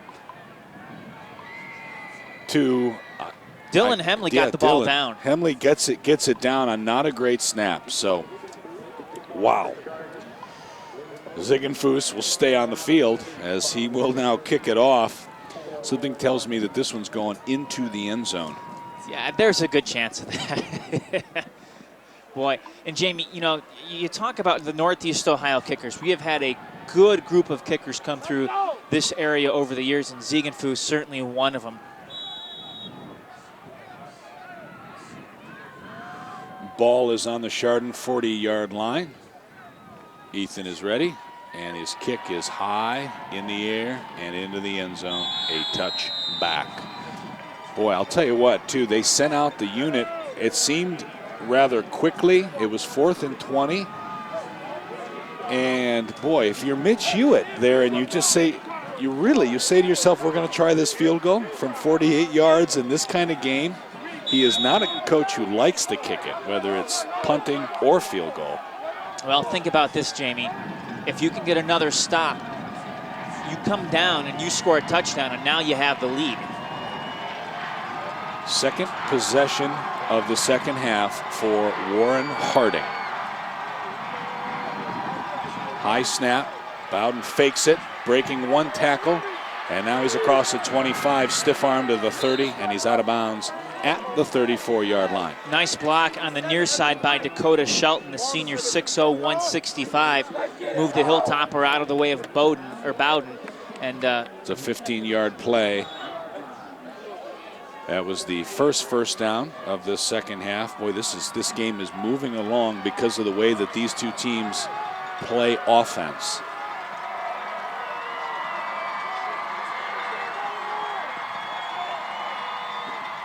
On 1st and 10. Again, quarterback keep. They bring the safety this time. Bowden is hit out of bounds, brought to the ground, and that looked like it was Shane Quinn, who was one of the Hilltoppers tacklers there, but it's a gain of about 2 yards. Boy, these Raider fans are just itching for some kind of flag to be thrown, but officials are not going to call that. He was still kind of tiptoeing the sidelines. He wasn't out of bounds yet.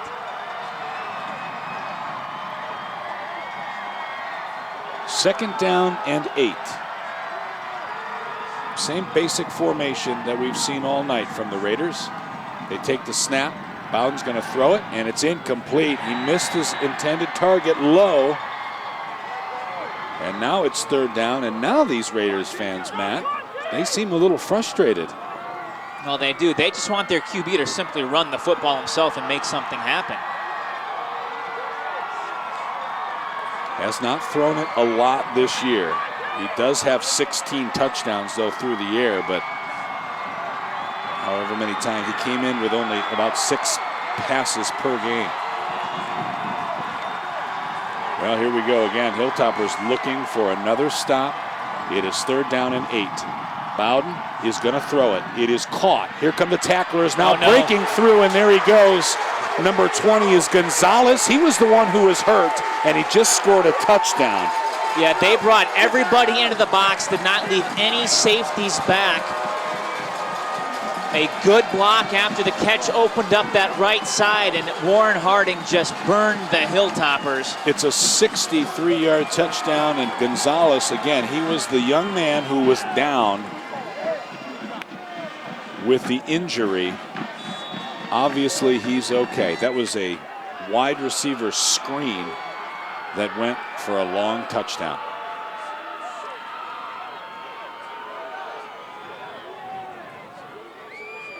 On for the extra point is Van Winkle. And it is good, so that makes it 35-24 with 11:14 to go here in this 4th quarter. Chardon Hilltopper offense coming next.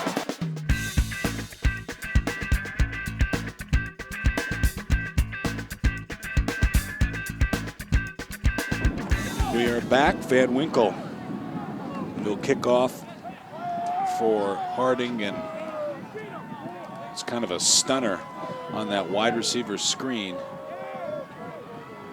Now, Hilltoppers were just banking, Jamie, that they could get to the QB before he could throw the football. It wasn't the case. The nice thing is that did not take too much time off the clock, not even 30 seconds. Low kick, but it hits. It's a free ball. Chardon has to pick it up and does. It's Ethan Ziegenfuss. And he gets across the 30 to the 32-yard line. Now, if you're the Hilltoppers, Jamie, at this point, you simply need to respond. You need to score. It's a 2-possession ball game at this stage. You need to cut it back down to 1 and get your defense back out there to make a stop.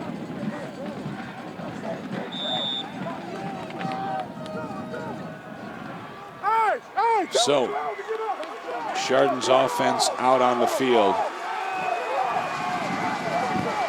Beninati from the gun. Now Harding is making some real noise. I don't know if you can hear it. McKnight is the man in motion. Beninati keeps it.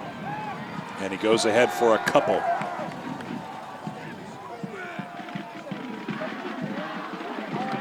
Well, we've seen Chardon have some success either with Joe Sivas or Tommy Beninati on the ground. Of course, Beninati earlier in this game breaks the 2,000-yard mark, becoming the single-season all-time record holder here for rushing yards in Chardon. 2nd down. Turning. Faking. Beninati's going to throw. He's got a man wide open. It's McKnight. And he dropped the ball. In his hands. Oh, my goodness, Jamie. That wouldn't have been a touchdown, but that would have been a huge play. It was a little bit out in front of him, but he was wide open. Such a tough play for the sophomore in a game like this under these bright lights, knowing that he's the only person back there. And, you know, the thing is, knowing John, you talk with him after the game, and he's going to say, I touched it, I should have caught it. But not much he could do there. And now Chardon's got to use a timeout. Now they've got 3 of them, might as well take one here.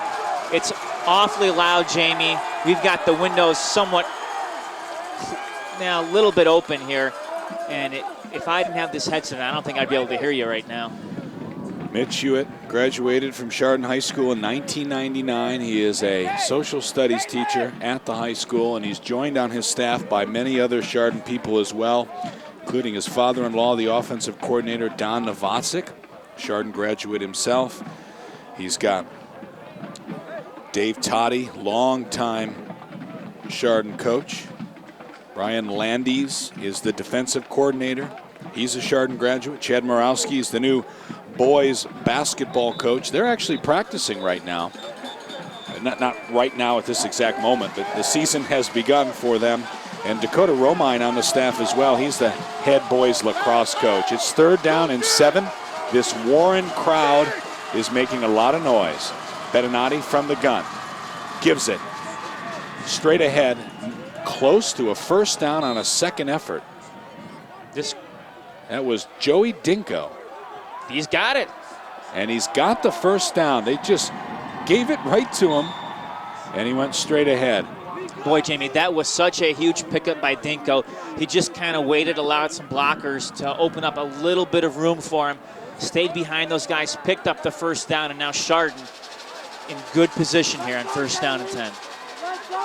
Same formation, same play. Dinko right side, and now he's swallowed up, and he goes backward. That's a loss.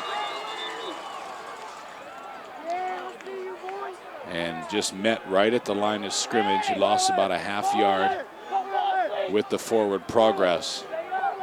Harding fans bringing the cowbell tonight. I know how much you love that, Matt. Well, I got a fever. But DeCure is not cowbell right now. It's a Hilltopper touchdown. 9:30 to go in this 4th quarter. Beninati fakes it, wants to throw it. Got a man, Dinko, and it's over his head, incomplete. He was between the cornerback and the safety. It was going to take a perfect throw. Now, what Chardon's trying to do, Jamie, is get them to stop stacking the box right now. They're trying to open some things up a little bit, open up those running lanes. The problem right now is you're facing a 3rd down and 11 from the 42-yard line. Harding is having a hard time getting their defense onto the field. They bring an extra defensive back in on 3rd down and 11.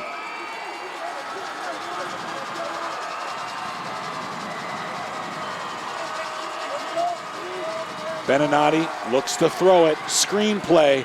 It's complete. This is Ziegenfuss. He's got blockers ahead of him. 45 and 50, does not have the first down. But it is a 4th and manageable situation for Chardon right at midfield. Well, I think that's what they wanted to do, Jamie. If you can't get the first down, get as close to it as you can. It's a 4th and about 4 right now, maybe a long 3. But boy, oh boy, this could very well be the game right here if you don't make this. 4th down and 3. Hilltopper's offense out on the field. Beninati's under center. 3 guys behind him. He turns, gives, Cybus, first down, Hilltoppers. Into Harding territory, and just like that, there's silence on this Raiders Every side. time the Hilltoppers have needed a big play, they turn to Joe Cybus, and what has he done? He's delivered. Ball is on the 44-yard line.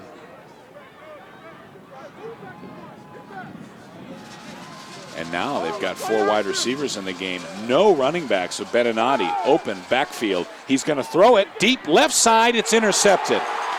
Tavon Hooks comes over and gets the interception and returns it across the 25 to the 27-yard line. He's a wide receiver, Matt, and that was a pretty easy catch for that young man. First time Tommy Beninati has thrown an interception this year, Jamie, and it unfortunately snuffed the life out of a great drive. And you know, sometimes that's what happens. You start putting these guys in positions where they normally aren't going to be in, Jamie. I mean, how often in the regular season did we see Chardon with an empty backfield and Beninati throwing the football? Not very often. No, and that is the first interception of this season for Hooks. Well, the key now is that almost acted like a punt. You got him back inside their 35. You need to stop here. You need a 3 and out. Bowden is a quarterback. He keeps it on first down, running. There he goes, 35, 40. He's still on his feet into Chardon territory, and he's got one man to beat, and he beats him into the end zone. That's a touchdown. My goodness. Down the sidelines. It was a slow developing play. I don't know how. I know how he picked up the first 40 yards, Matt, but the fact that he stayed on his feet there at the end of that run was just another incredible job by that young man. Another touchdown. He's now had his hand in all 6. Now, if I did the math right, that's a 62-yard touchdown run. Again, he was basically forced out of bounds at around the 20-yard line, and yet he stayed on his feet. And the extra point is good.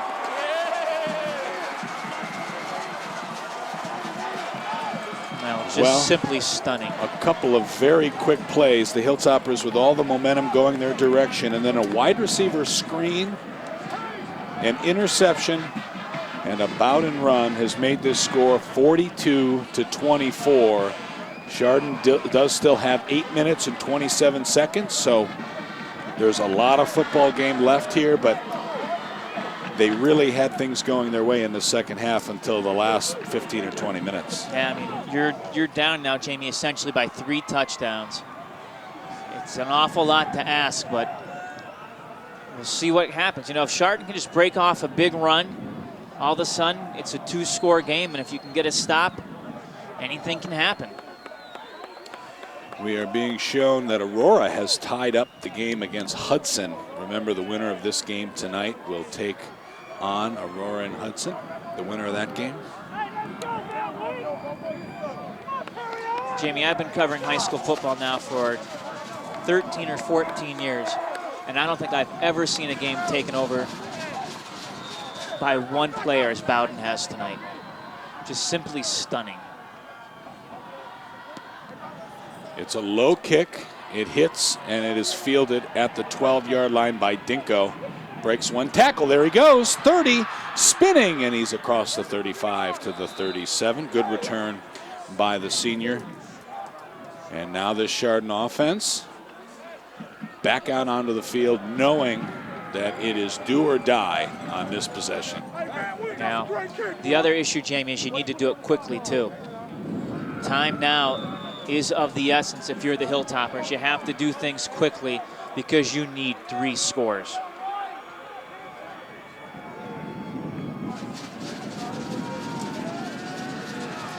Coach Mitch Hewitt, arms crossed. Beninati looks to throw it. Now he's going to tuck it, and he's sacked. Sacked in the backfield, a loss of 5. Well, Eliza Birch, he's made a couple big stops tonight, Jamie, defensively. Got another one right there. The one thing that Chardon doesn't do all that well in a wing T offense that's run-oriented, they don't score quickly. I mean, they have, but in general, when you get to this level, it's hard to score quickly. It's also hard to come from behind. It's just not the way it's built. Here's Beninati on a fake. He's breaking tackles. 50, and there he goes. 35, switches hands, 25, and pushed out of bounds inside the 20-yard line. And once again, it was Gonzalez that potentially saved the touchdown for Harding. Never mind anything I just said a few minutes ago, because Beninati just took what looked like it was a broken play and got down to the Harding 17-yard line. Well, Jamie, they needed that, but they need these 6 points for the touchdown and the PAT afterwards.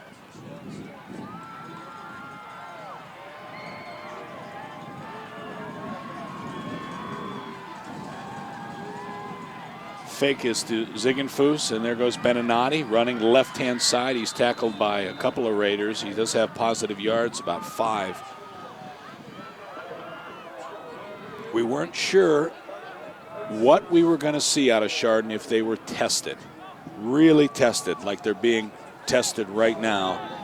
And I guess we're about to find out. Well, indeed, the Hilltoppers, their backs are against the wall, and there's no room to back up any farther, Jamie. This is it.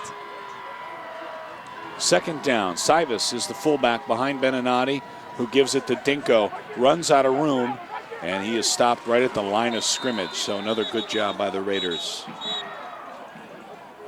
Now, last week we heard head coach Mitch Hewitt talk to his team after the game and said that he was always amazed at what they can do. Boy, it would be amazing here if they could just come back and get a score here. 3rd down and 6. Ziegenfuss is in motion. Sivas is the ball carrier running left side. He does not have it. He needed 6. He only got 2. He's down to about the 11-yard line. Clock running at 6 minutes. Now this is going to be an interesting. Do they go for the field goal, which essentially means that you would need 2 touchdowns They're and a going to PAT. go. They're going to go for it. Yeah, they're going to. I think Chase Klein came onto the field. Here it is. 4th down, and we'll call it 3. Cybus running left side. It's going to depend on the spot. Harding says they stopped him, and the Topper defense is just coming out on the field, Jamie. They don't think he got it. They were held with 5:38 to go in this one, and again, remember, they are trailing by 18 points. Now, a battle of the number 3 and number 7 ranked teams in the state, according to the Associated Press.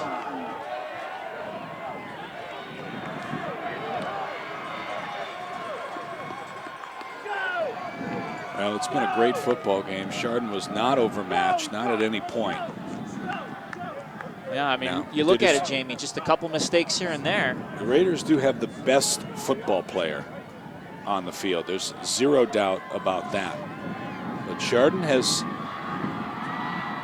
played their game, and a couple of plays here in this 4th quarter have put them behind. And now Harding is actually going to use its final timeout. It comes with 5:38 to go, 4th quarter, when we come back.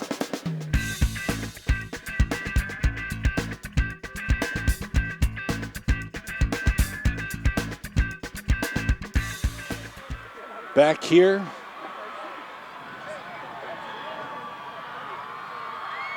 Harding's got 1 running back. They've got like 4 tight ends on the field.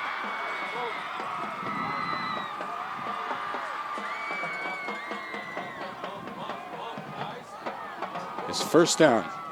Very strange formation. They're going to run the ball straight ahead with,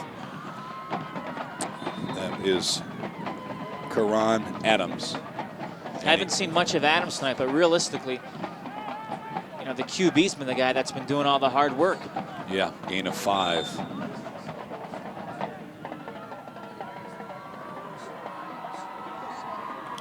Ball is at the 12-yard line. Harding's own 12-yard line. If you're Chardon here and you think they're going to run it, which I think we all think they're going to run it, then you try to get a strip, try to get a fumble. Bowden is going to keep it running. 15, 20, 1st down, 25. There he goes again. 45, 35, 25, and that's a touchdown. He just went 88 yards around the left-hand side, almost untouched, to put this game away and give Chardon its first loss here in week 12. Wow.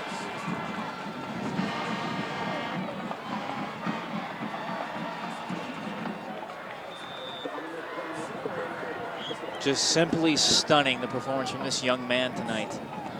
I knew he was good, Jamie, but he just took the ball and ran to his left and scored. Once he turned the corner, it was all over.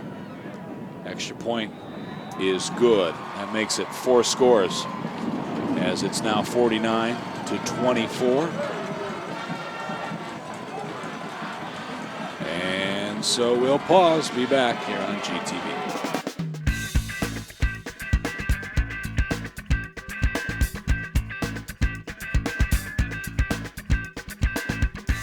Jamie Ward, Matt Jaworski back with you here at Ravenna High School. Thanks as always to everybody who has been a part of GTV this season, our 20th season. And some of the great new features we've got is that you can visit geaugatv.org and watch this game on replay on demand, and you can watch all of the video games that the games that we recorded at Chardon, which were 5 or 6 of them at the very least. You can go online and click on demand video on the right side of our website, and you can rewatch those games as many times as you want. What a season. Beautiful season for Chardon. Low kick picked up at the 21. Dinko across the 35, and he's brought down at the 37-yard line. We mentioned that NDCL, a winner again tonight. They beat Cardinal Mooney, who actually beat this Harding team. And the Lions, and we did bring you a game earlier, they had a big win against Lake Catholic that we were at. They're going to take on either Perry or Woodridge. Perry's having an outstanding season. They're another undefeated team. That game right now is knotted at 27 apiece. Chardon with Dinko running it, getting positive yards of about 9 on the right-hand side. They will run the no-huddle offense here. Now they don't have a choice at this point in time. Beninati will keep it left side, and he's got it down to the 49. Jamie, we start to approach the 4-minute mark here.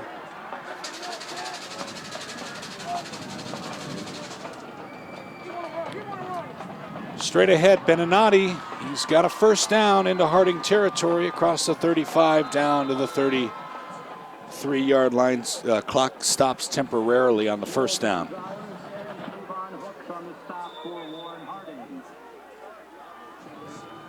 What a season it's been, though, for this Hilltopper team.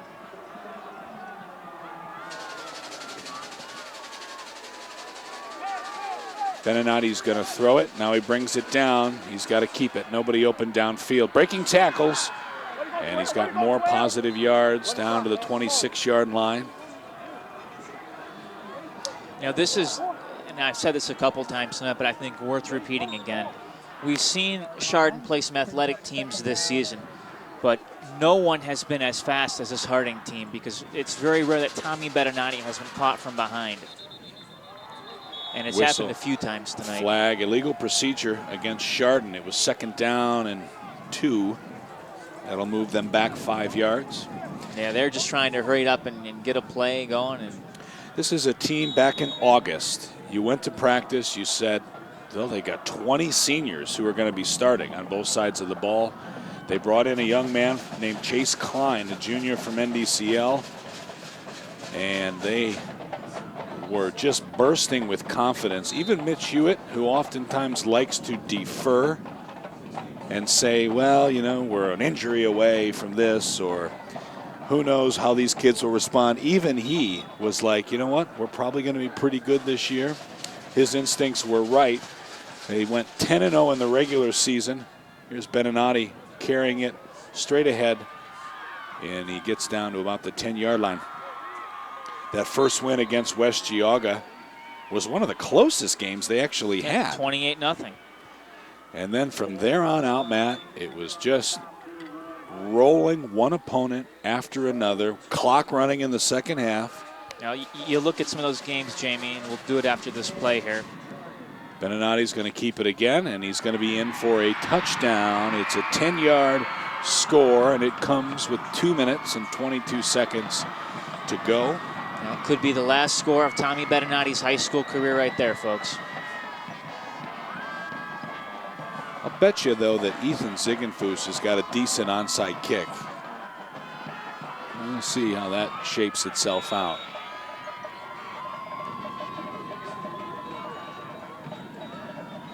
That young man, who's on now for the extra point, actually kicked a 48-yard field goal tonight.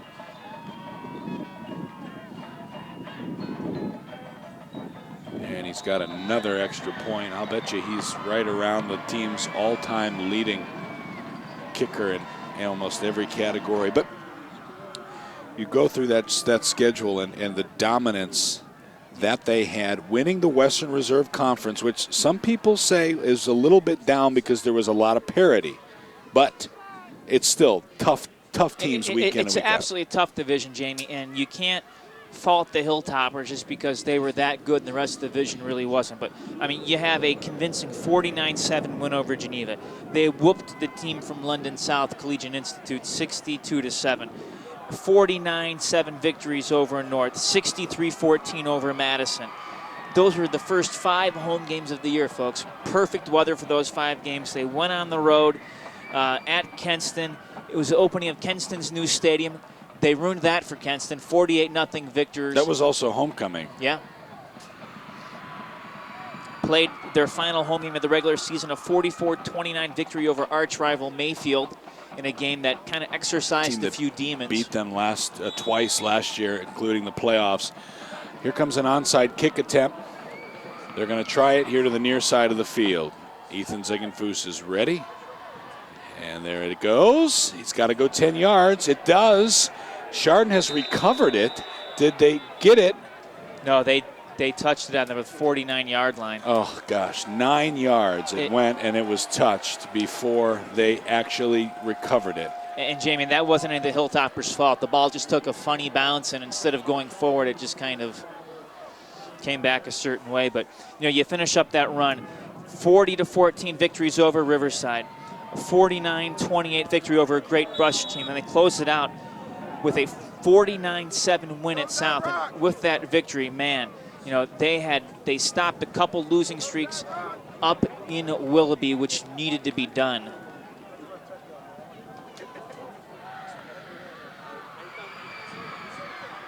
Harding with the football. They've got an 18-point lead. Bowden gives it straight ahead. And running is Douglas. He gets about 7 yards. We should also mention, too, and it's never an excuse, but Chardon is one of the smallest Division II teams in the state of Ohio. And you look at a team like Harding, they have almost 200 more boys in the classes that you look at. It's just the way that you have to divide the teams up and the way the lines get drawn. Chardon was Division III, and then they moved those numbers up a little bit, now playing Division II. I mean, I'm glad that they are, because I think that this Chardon program should be playing at the highest level that they can, and they've proven that they can handle the competition, but at a slight disadvantage. Well, Jamie, would you look at what they did last week? A 56-6 shellacking of Bedford. It was just one of those, they just ran into a guy that, again, Lynn Bowden has received multiple offers for Division I Big Ten schools. He's verbally committed, we believe, to Iowa to Indiana. Not saying he's going to continue to go there, but he's got offers from Penn State, that school up north, and a few others. We do have an injured player down on the field, and so we'll pause with 1:22 to go here in the fourth quarter. It is Harding 49, Chardon 31.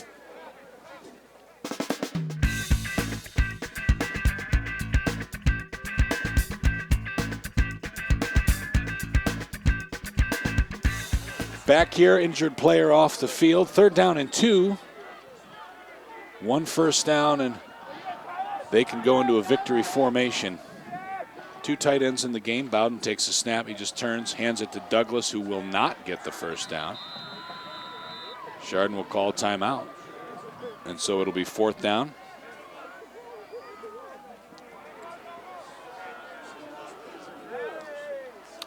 Jamie, one of the things I think overlooked coming into this game, and we even talked about in the opening, was the fact that this was going to be an offensive shootout. But boy, the Hilltopper defense all throughout the year has just been so good, and just a shame that it had to come to an end today.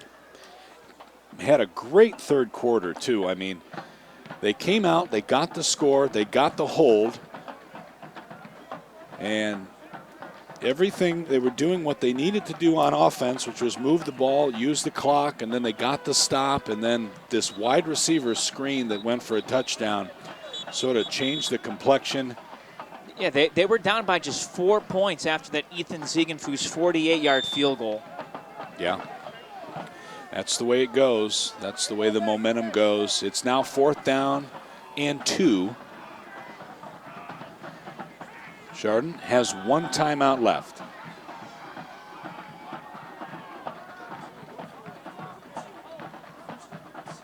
Here's a snap, the give, and it's a first down. So that will let the Raiders now keep the ball on offense. There are going to be a lot of seniors to replace on this team. But think about this, Matt. The junior varsity team this year, 10-0. Not bad. It's really good, man. I mean, thanks, guys. Don Novacek, the offensive coordinator, is just coming back from behind us. He said, the kid is really good. And, of course, he was talking about Lynn Bowden, the quarterback, who's now in a victory formation with 50 seconds left. Jim, you mentioned the seniors, and I think starting to name some of them here. Tommy Bettinati, Joe Sivas, Ethan Ziegenfuss, Joey Dinko, guys like Nate Thompson, James Bryant, Justin Stanko, Eric Mollet, Dustin Clute, Mitch Butala. Dom Ricci was another one.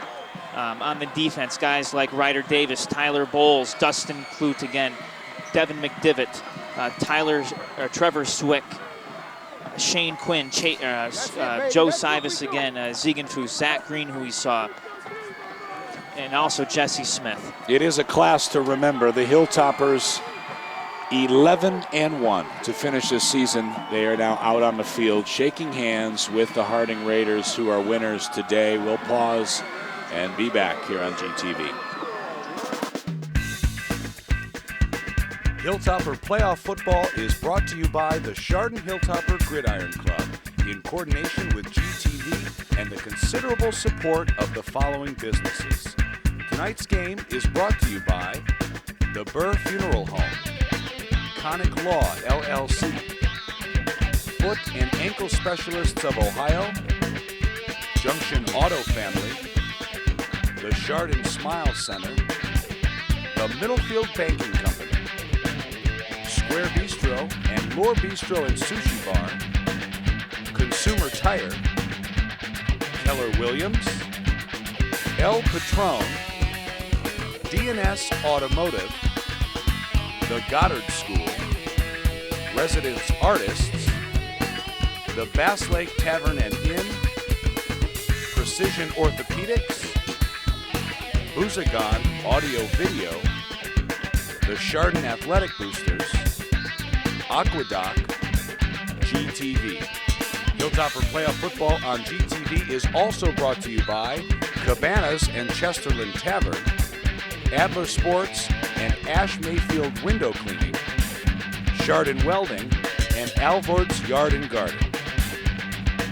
Hilltopper Playoff Football on GTV is also brought to you by CCM, Chardon Chester Rental and Chardon Tavern, KT's Custom Logos and Less Engineering, the McCaskey Team, and Joe Burnett at Union Home Mortgage.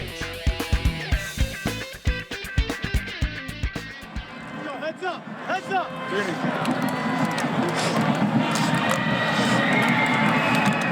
Coaches, hey, I just want to thank you seniors, man, for the last 9 months, really the last 4 years. You guys have been a pleasure to be around. But this last 9 months, man, was really special. I'll never forget it. Thank you guys very much. And if you underclassmen want a roadmap or a pamphlet on how to win and how to do things right, look no further, because it's right there in front of you. Follow these guys. I mean, this is the first group that I've gone all the way through with, and I've seen you guys grow incredibly. Now, seniors, right, sometimes you get kicked in the balls, right? Sometimes it happens and life doesn't work out the way you expect it to. This is what makes men, though. This is what makes men, because you bounce back and you keep fighting. You guys didn't quit. You didn't give up. You kept battling. You kept fighting, right? That's what makes you men, right? This is one of the last few battlefields you have. Steal that from Coach Hewitt. He says it all the time.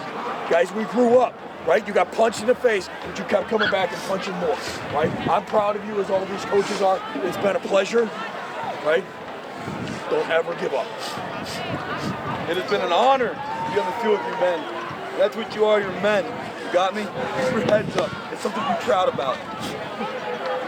Fellas, every day it's been, like a pleasure to come to practice. Everybody's tired and beat on, but because of the way you guys are, no matter how tired we are, how lack of sleep we've all had, it was always good. You brought the energy, and it was great to come to practice. And I think even beyond a football program, what you've done to unite the school, the community, and get people excited and centered around the school this fall has been tremendous. And you've left a stamp. Keep it up there.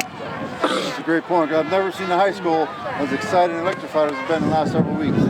And I can't tell how proud of you, every single one of you that I am, especially you seniors. Especially you, line. Great job, man. Love you. Hey guys, get lined I up. love Get you. lined up when we're ready, please. Get lined up. Get some warm air going through. You're introducing some sound good on the alma mater. I mean, it's a great ride. Thank you, seniors. Hey, look where tubas are. Look where drum line is. Please get Couldn't lined ask up anything quickly. more. Bought into everything. All I can say is thank you. It's a great group of kids. And, we ran into a great football play tonight. We had a great game. Thank you guys. Hey, I just want to say I love you, Old Toppers. You guys are great Old Toppers. All of you. I will never forget this team, this year of the senior class. You guys are awesome. You're in the mold of our history as Hilltoppers. God bless all of you guys. I love you. And you will never be forgotten as long as all of us are around Chardon. I will be referring to you in the future with just great accolades, and you guys were great, great examples. God bless all of you guys.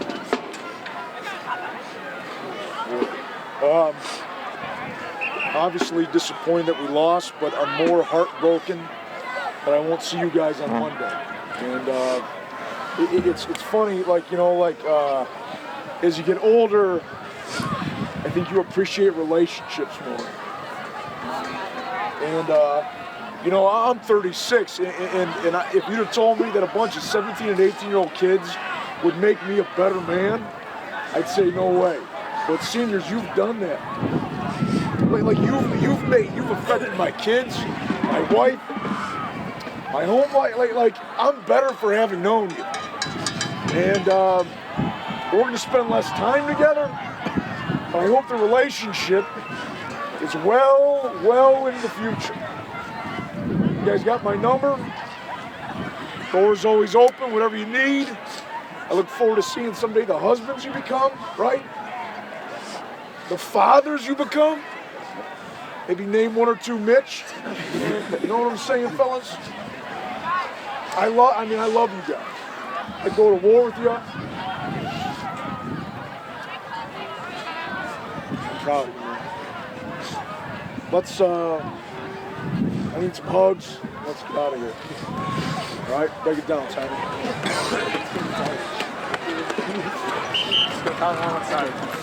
What's the ball in? What? We are 2017 on 3. 1, 2, 3, 2017.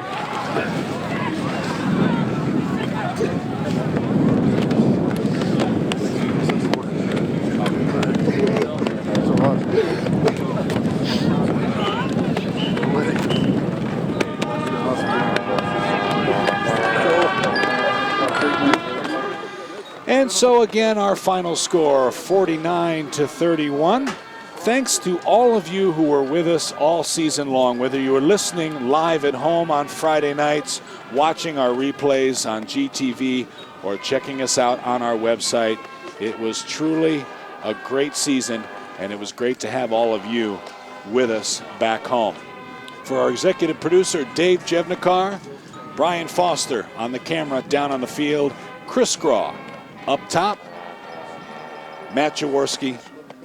It was a great season for you as well. Thanks for watching GTV.